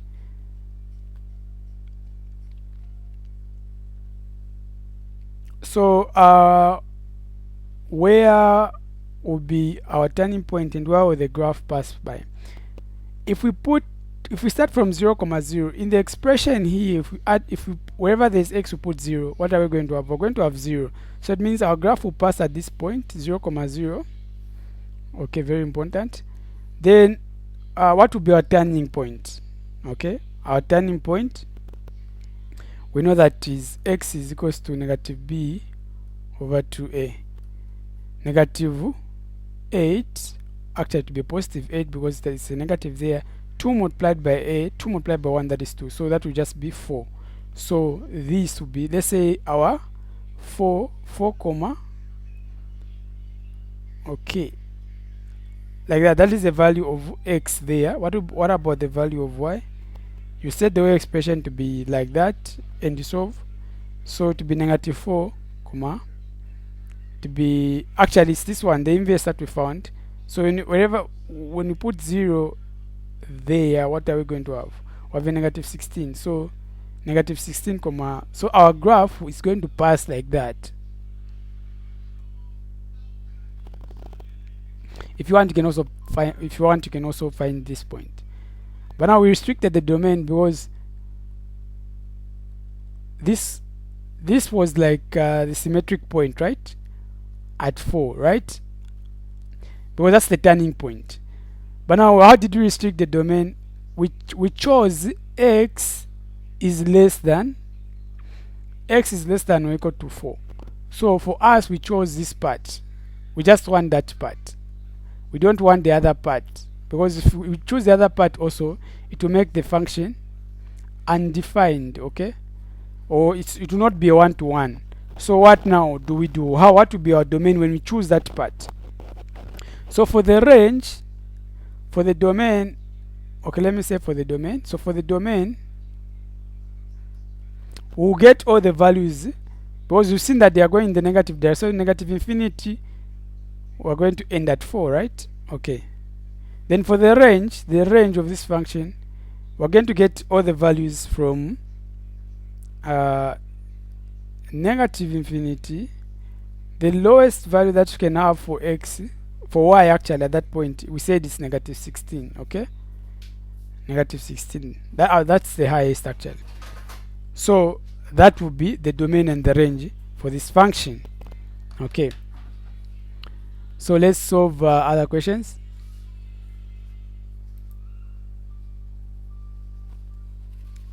So now we're on question number 7. Now determine whether each of the following functions are even, odd, or neither, or even, odd, or... Okay, we've done videos on those ones. You can also check them. So a function f of x is even if f of negative x is equals to f of x. You have to remember that. A function is odd, f of x is odd if f of negative x is equals to negative f of x. You have to remember that now. Now, if neither, it is neither if both conditions are not satisfied, okay? So the first one is a is f of x is equals to 3x squared minus 4. So what are we going to do? We're going to say f of negative x. Wherever there is x, will be placing negative x. So negative x squared minus 4. What are we going to have? Negative x squared, that's just x squared. So it will be 3x plus minus 4. So we're able to see 3x squared. This is 3x squared like that. So we're able to see that it is the same as f of x. So what are we going to conclude? It is even. This one is even. Okay. What about b? B is f of x is equals to x to the power 3 plus x. Okay, so again we're going to substitute by negative x is equals to, so negative x to the power 3 plus negative x. So what are we going to have as f of negative x? Negative x to the power 3, that just gives us negative x to the power 3. Then you have a minus x there. Okay. Now since f of x is not equals to that, so the function, this one is an odd function. The easiest way, like we said, you have to look at the powers of x. So this is squared and the other power of x is 0. So because 0 and 2 are even functions, or they're even numbers, so it will be an even function. It will be even. The other thing is, this one is 3 is odd, x to the power 1, that is 1. 3 and 1 are odd numbers, so the function will be odd. But you have to solve, okay? So c, what about our c? What would be our c? We are saying f of x is equals to x squared minus 3x. So again, we're going to say f of negative x is equals to negative x squared minus 3 minus x. So what are we going to have? Negative x squared, that is just x squared, okay? Negative 3 multiplied by negative x, that's positive 3x. Okay, now you're able to see that this one doesn't look exactly with this one doesn't look exactly with this one, so it's not even. There's also not a negative, so what are we going to have? This one is neither. It's neither even nor odd. So that's how we also solve D8. That's how we solve D, E, and okay, let's solve the other ones because they're fractions. Probably others might find it hard to solve them. Okay, so let's solve them on the next page. So E is f of x is equals to x over x squared plus 1. So what do?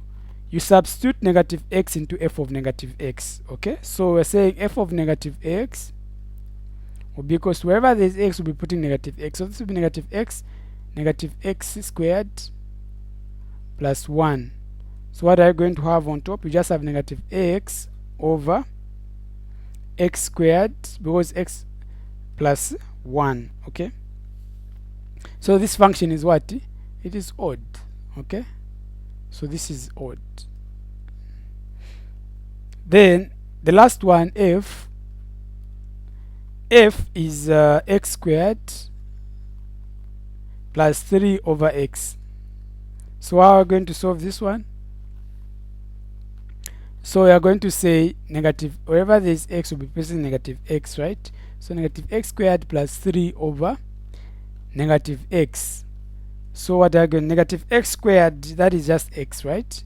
Squared. Okay, minus 3 over x. Okay, I've just divided with a negative.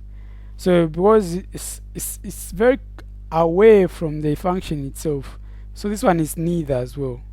So this one is neither even nor odd. You indicate like that. Okay, let's solve number 8. Okay, I'm sure you know about solve each of the following quadratic equations. Give the roots in the most simplified form, but do not give decimals. Okay, when they say that, just use the quadratic formula. Okay, so our a, quickly, how do you solve our a? So it will be 2x squared plus 7x plus 3 is equals to 0. Okay, so what is a in this case? A is 2, b is 7, you're able to see, c is 3. So we just replace in the quadratic formula. Our quadratic formula is so our x is equals to negative 7 or negative b, positive or minus the square root of b squared, so it will be 7 squared minus 4. Our a is 2, our c is 3 over 2 multiplied by our a, which is 2. So x in this case will be negative 7, positive or minus the square root of 7 squared, that is 49. Okay, minus 4 multiplied by 2, that is 8. 8 multiplied by 3, that is a 24. Okay, 24 over 2 multiplied by 2, that is a 4. Okay, so what are we going to have? X will be negative 7, positive or minus the square root of 49 plus 24. 49 minus 24, let me just use a calculator, that is 25 over 4. The square root of 25, so x will be equals to negative 7, positive or minus the square root of 25, that is 5 over 4. They've said we shouldn't give decimals, so x is equals to negative 7 plus 5. Let me start with negative 7 plus 5, that is a negative 2, so I have a negative 2 over 4. The other value of x is negative 7 minus 5, that is a negative 12, so this will be over 4. When we divide, okay, the first one, when I divide it, x will be negative 2 divided by 4, that is just negative 1 or negative half. Okay, the other value of x, negative 12 divided by 4, that is just a negative 3. So that's how you solve that one, and that's how you solve these other ones like that. You solve them using, okay, we can also solve the second one, x squared, like that. Okay, let's also solve the second one. The second one is b. Okay, b, right? B is x squared minus 2x minus 11 is equals to 0. So our A in this case is what? Is 1. Our B in this case is negative 2. Our C in this case is negative 12. And again, you're just going to replace X is equals to, let me use a different color, negative. Our B is negative 2, right? So negative 2 positive or minus the square root of B squared, which is negative 2 squared, minus 4. Our A is 1. Our C is negative 11. Everything divided by 2. Our A is 1. So you solve X is equals to, this will be positive 2, positive or minus the square root of negative 2 squared, that is just a 4, okay?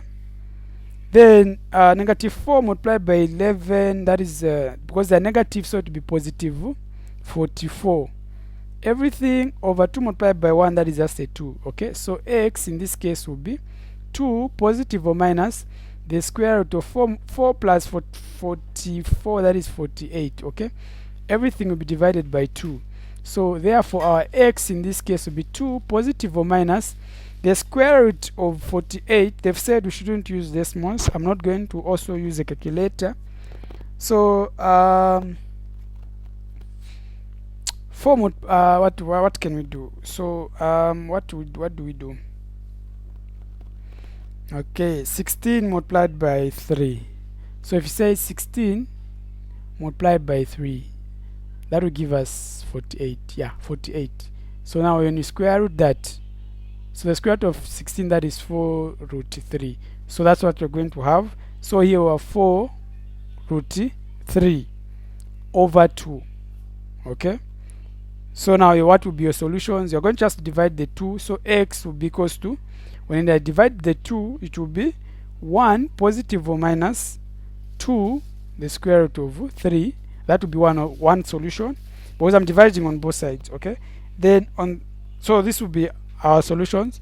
So X therefore be just X is equals to 1 plus root 2 root, so it will be 2 root 3, and X will be 1 minus 2 root 3, like that. So that's how you solve this one.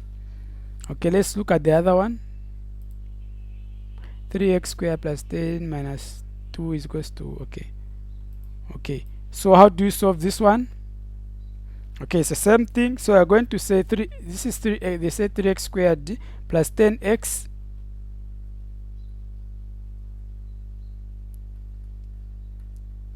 plus 10x minus 2 is equals to 0. Okay, here you're able to see that A is equals to 3, okay, B is equals to 10, and your C is equals to negative 2. Okay, so X, therefore what will be our X?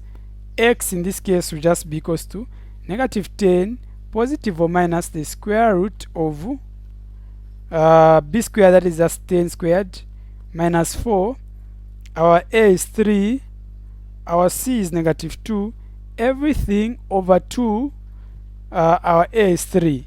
So X therefore be equals to negative 10 positive or minus the square root of 10, that is 100.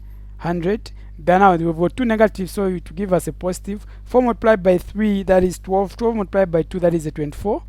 Everything over 2 multiplied by 3, that is a 6. So X is equals to negative 10 positive or minus the square root of 10. Okay, let's say 100 plus 24, that is 124. Okay, everything divided by 6.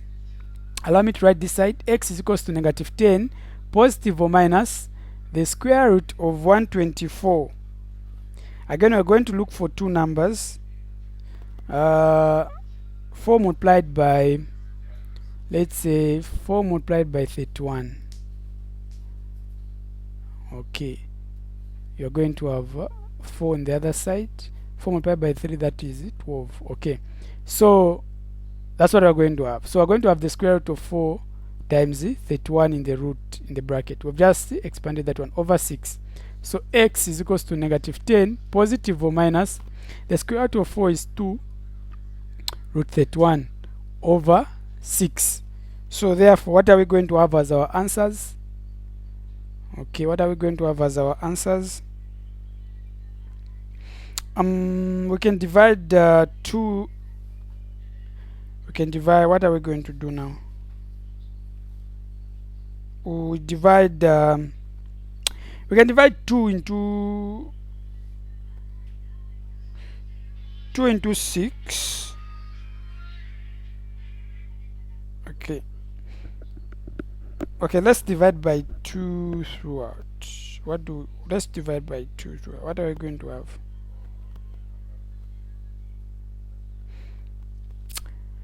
Yeah, so stuff like that. So now what do we do? You can either we can divide on top by, let's say, what do we want to cancel? We can divide on top by, want to divide by 2 on top, and want to divide by let's say 2 down. So what are we going to have? So on top we have -5, positive or minus, we have a 1, which will just be the square root of 31, over, down when you divide by 2 to just be 3. So x will be that, if you are going to do that. Yes, just to simplify it further. So now the answers will be negative or positive, like that. So this is how you solve your B. Okay, then how are you going to solve your C, your D, and your E? It's the same thing. Okay, it's the same thing. So now let's go to question number 10. We're going to question number 9. Or actually we're solving question number 9.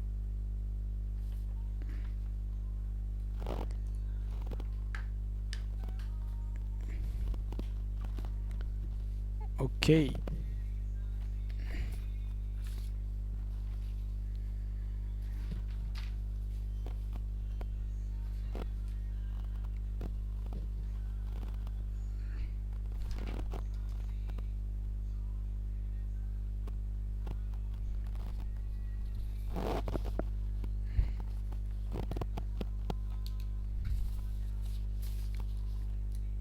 Express each of the following functions in the form f of x is equals to that 2, where p and q are constants to be found. In each case, write down the turning point, then sketch the graph of the quadrant showing clearly the coordinates of the points where the graph crosses the x coordinates. Okay, these quadratic expressions. Okay, so we've known how we graph quadratic expressions, and we've shown we've done that several times. So I don't know if we should go to question 10, but anyway, let's just solve 1 on this one. We just see. So we have 2x squared, f of x is equals to 2x squared plus 8x minus 3. Okay, let me solve on the next page. So we are saying f of x is equals to 2x squared plus 8x minus 3. Let me just confirm. Okay, so how do you solve this one? So always use, because you always want your answer to be, because you've been solving this one, so you always want your answer to be in a x plus p squared plus q. Just make sure that you reach this this form. So in this case, again, I'm just going to I'm going to factor out 2. So 2 to be x squared plus 4x minus 3 over 2, like that. So now what do? I'll say I'll find the half of this. The half of 4, that is just 2, then I square it. Okay, so what am I going to have?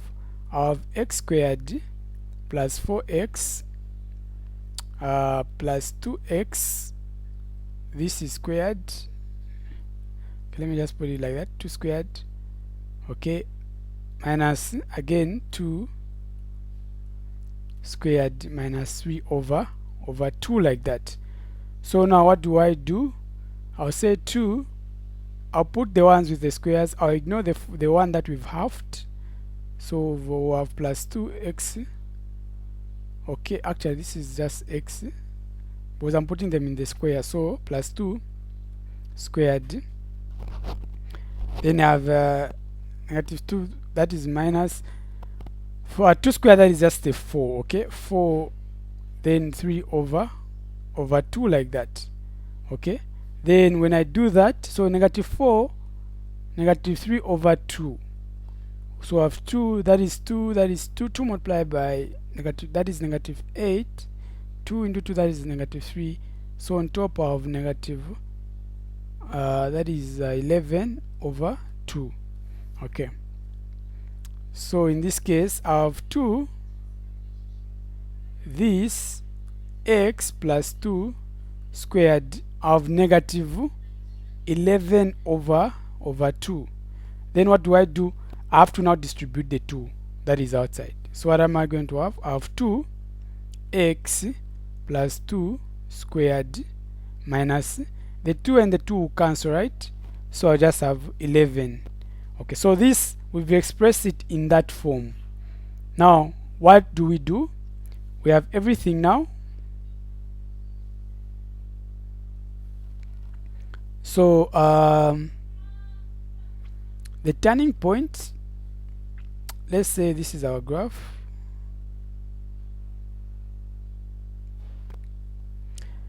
Where is it going to cut the y-axis? Set the whole expression to be equals to 0. You're going to realize that we'll just have a negative 3 at the end. So negative 3, let's say our negative 3 is here. Let me use a different color. So this is negative 3. That's why it's going to cut the y-axis. Okay, then the turning point we've said is negative p comma q. Okay, so in this case, because it's 2, our p is 2, so it will be negative 2, right? So negative 2, let's put negative 2 to be there. Then our q is negative 11. Let's put our negative 11 somewhere here. So that is negative 11. So this our graph will come, it will pass through this turning point because that's where I'm starting from. Then it will pass and it will go like that.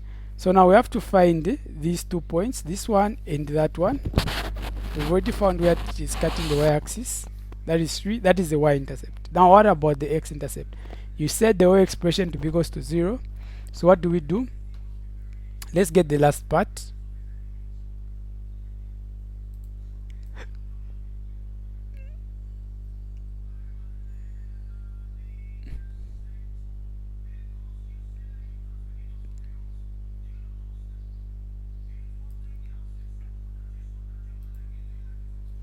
Okay, so this is squared. So let's get the last part. We get it to 0. So 0 is equals to 2x plus 2 squared minus, like that. We want to find where it cuts the x-axis. So for us to make x-intercept with the formula, I'll take the 11 to the other side, so it will be positive 11, 2x plus 2 squared. For me to remove the square, okay, let me divide by 2 on both sides. So I divide by 2 on both sides, so like that. So I have 11 over 2 is equals to, for me, okay, we have x plus 2 squared. For us to remove the square, we'll find the square root on both sides. So we have x plus 2 is equals to the square root of 11 over 2. We'll take the 2 on the other side, so x is equals to 2 positive or minus the square root of 11 over 2. So one of the points will be, this will be 2 minus the square root of 11 over 2. Then this other point will be 2 plus the square root of 11 over 2, like that. And that's how you graph the function, and that's how you graph all of them. Okay, so that is worth mentioning. Okay, so now what are we going to solve?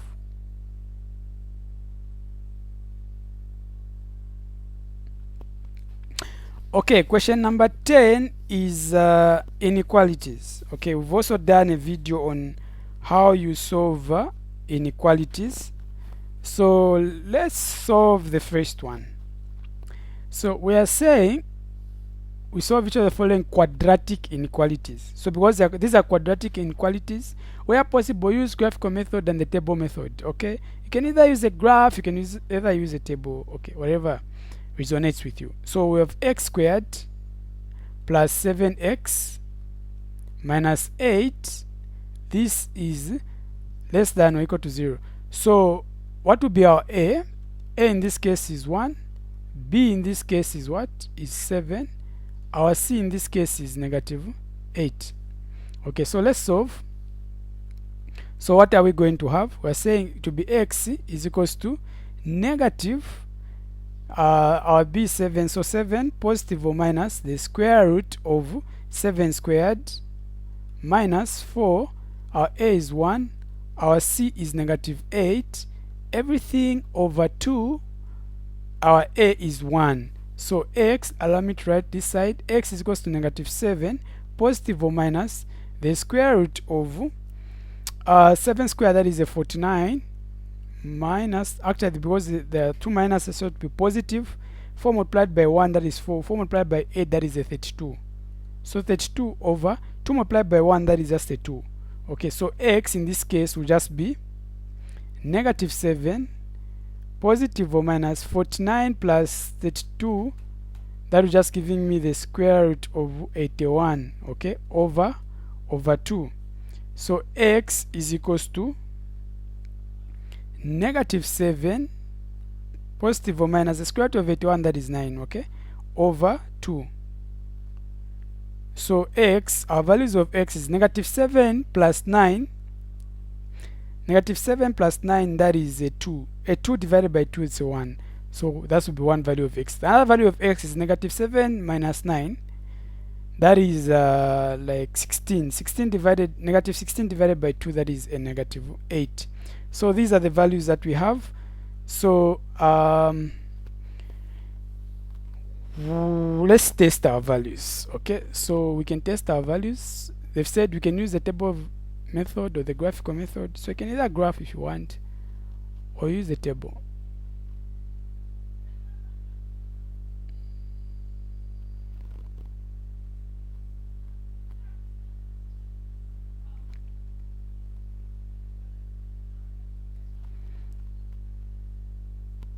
Okay, so if we graph this one,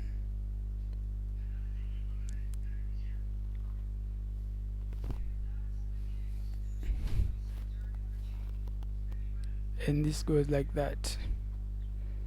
So we have to know where the graph is cutting the y-axis. So if we put x to be equals to 0 in this expression, we just remain with a negative 8, right? So that would be the value of 8. It would be negative 8. That's where it's, let's say our negative 8 is here. That's where the graph is cutting the y-axis. Okay, then we found our values to be 1 and 8. Let's say negative 8 is here and then 1 is there. Okay, now where is our turning point?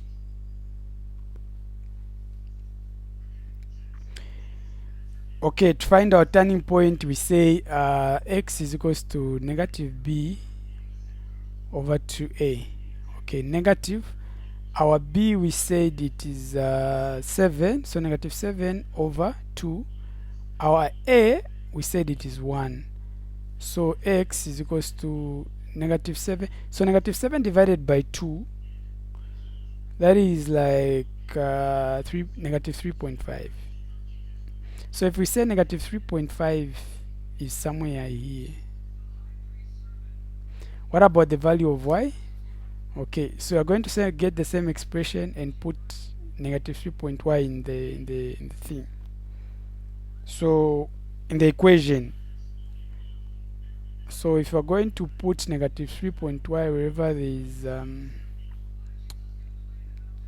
so we're going to say negative 7 over 2 squared plus 7 negative 7 over 2 negative 8. So what do we have? Negative 7 squared, that is 49 over 2 plus 49 over 2 again.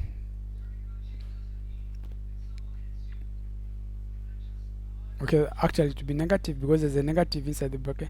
So this will be negative. So this will be negative. Let me put a negative in advance. So this is negative. Okay, then we've got a minus 8. Okay. So what do we have? So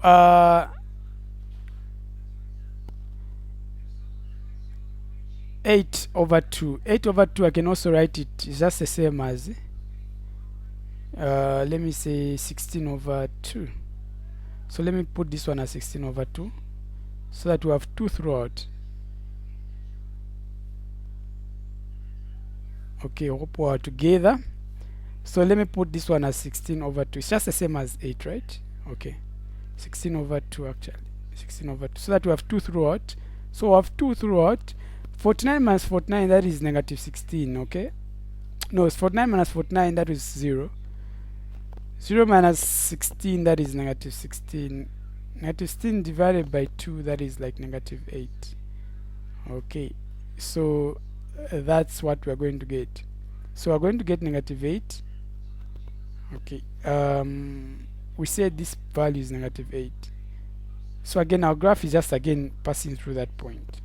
So if we're going to now draw our graph, okay, although we've messed it up, so it passes through negative 8, it goes like that, it goes and it passes through 1 like that. Okay, so we're able to see that the solution set to just be x would just be a member of 1 to the values from negative 8, and we're going to reach at 1 because those are the values that we found, x and 1 like that. Okay, and that's how we solve the other ones. Okay, maybe let's also solve b just to put it into context. B is 2x squared, 19x, 10. Okay, hope it won't give us problems. Let's solve b. So b is 2x squared minus 19x minus 10 is greater than or equal to 0. So we solve that again using the quadratic. Okay, so using the quadratic, so we say x is equals to negative b. Okay, let me just put it in advance. In this case is negative, our b is negative 19, positive or minus the square root of negative 19 squared, okay, minus 4 2, our c is negative 10, everything over 2, our a is 2. Okay, so we do that. So x is equals to, this will be positive 19, positive or minus the square root of 19 squared. On my end I'm finding 361 plus 4 multiplied by 2, that is 8. 8 multiplied by 10, that is 80. So like because they are negative, so we have a positive 80 over 4. Okay, so x is equals to 19 positive or minus the square root of 361 plus 80. Okay, let me just do it fast. That will give him, is giving me 441, everything over 4. Now what do we have? The square root of 441, I'm finding so it will be, x will be 19 positive or minus 21. Okay, over 4. Now what are we now going to have? Okay, so the values of x, 19 plus 21, then we divide that by 4. Let me just do it by calculator first. I'm finding 10. Then x will also be 19 minus 21 divided by 4. That is giving me negative half. So these are the values that we have. Okay, Now if we get the inequality, this is the inequality 2 we're going to be testing values between 10 and negative half. Okay, let me say, let's say this is negative half and this is 10. They've said we can use the table method if we want. This time around I'm not using a graph, I'm using the table method just to have both methods. If we choose a number below negative 1, negative half, let's say negative 3. If we put negative 3 in the inequality, is it going to satisfy that? If we say 2 negative 3 squared minus 19 negative 3 minus 10, so 2 negative 3 squared, that is just like 9, okay, minus, or to be plus, when you multiply 19 multiplied by 13, that will be a positive. These will be big numbers. Okay, so you realize that it will be on this other side, it will be, is it going to be, it's going to be positive. Yes, it's going to be a bigger number. You're able to see that 3 multiplied by 19, that is like a big number. Then you're just subtracting 10 on the other side. So this side, it agrees. Okay, so we're choosing that this one is one of the solutions. Okay, then in between half and 10, let's pick like let me just even just 5 multiplied by 19, that will just be also a big number. Okay, so what are we going to have? No, this will be a negative, because if we say 5 squared, that is just like 25 multiplied, that's like 25 multiplied by 2, that is like 100, minus 19 multiplied by 5, this will be a very big number, subtracting by a smaller number, so this will give us a negative. So we don't want a negative number, cannot be greater than 0, right? Because our inequality is greater than or equal to 0. So this, we don't want it. What about if we pick a number greater than 10? If we put like a number like even 11 here, 11 like that, we put like 11 multiplied by 119, give us like a big negative number. Okay, and what are we going to have? Okay, so you realize that you also have negative 11 x squared like that. It might be also, it will also be a big number. Okay, so in that case, this will be a positive also, as well. We want that portion. So in that case, what will be our solution set? X will just be a member of, we want all the numbers from negative infinity. We're going to also want negative half, right? Okay, so end at half, union, then from 10, we also want 10. 10 is included, like we found 10, and we're going all the way to positive infinity like that. So that will be our solution. So that's how we solve the other ones. Okay, so that's how we also solve the other ones. Now let's solve the last one. A man with 180 meters, a man, is it really a man? A man with 180 meters of fencing wishes to fence off a garden in the shape of a rectangle. Should be the dimensions of the area if what should be the dimensions of the area if the garden is to be as large as possible? Okay, you know that the length of a because we're talking about a rectangle, this is someone who wants his fencing of a garden to be in a rectangle. Okay, so now what should be the dimension of the area if the garden is to be as large as possible? Okay, so we let the length of the rectangle, let's say the length of the rectangle, let's call it to be L. Let the length of the equals to L. Then the width, how wide it is, let's say the width, let's just say it's W. Okay, now how do you find the perimeter of let's say this is L, this is, let's say this is L, this is L, this is W, this is W. How do you find the perimeter? you're adding all of them, right? The perimeter of the rectangle, you know that from your primary, you're just adding all of them. So I have 2L plus 2W, right? That would be the total perimeter, okay? And that would be the total like perimeter for the whole garden that you want. And they've told that is 180, okay? So when we simplify that, what are we going to have?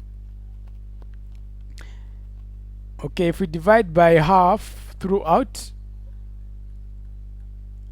we'll have L plus W is equals to 180, or is equals to 90 actually, okay? That is one equation. Then the other equation, how do we find the area of a rectangle?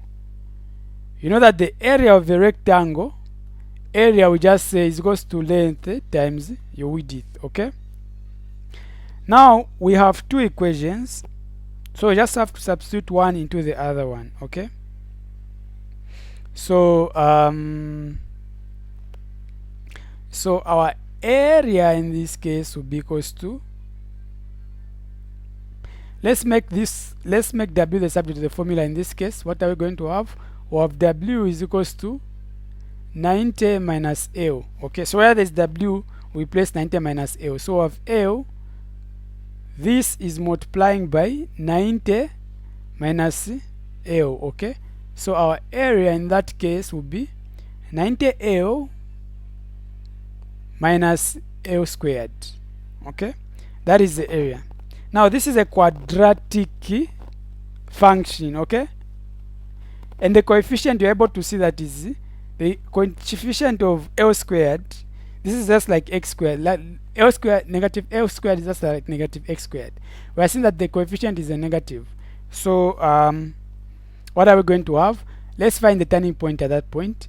So our L, or the turning point at that point, will be negative b over 2a. You remember that? The value of x at that point, so to be, what are we going to have? So to be negative, the value of b is 90, you're able to see, over 2. Our a in that case will be what? It is negative 1, okay? So 90 divided by that, okay, negative 2 multiplied by 1, negative 1, that 2 multiplied by negative 1, that is negative 2. Negative 2 divided into negative 90, that is just about 45 meters. So that's the value of x at that point, the turning point. And at the turning point, so you realize that that will be your L now, okay? So now what will be our W? We've said our W is equals to 90 minus L, okay? So 90 minus our L found, that is 45. So in that regard, what are we going to have? 45 minus 90 minus 45, that is just a 45. So we have that, okay? So L and W found, that is 45 and 45, okay? Now the question was, what should be the dimension of the area if the garden is to be as large as possible, okay? So here we just don't want the area, we want the maximum area, okay? So in this case, the largest possible dimension that you can have is the area. So the area, what are we going to have? So our area in this case, we're saying it is L multiplied by W. So that will be, our L is 45 multiplied by our W is 45. So the largest possible area that you can have, we multiply the two. So when I multiply, I'm just finding 2025 meters squared, okay? Or square meters. Okay, so that would be our answer like that. So this is where we end from for today. Thank you.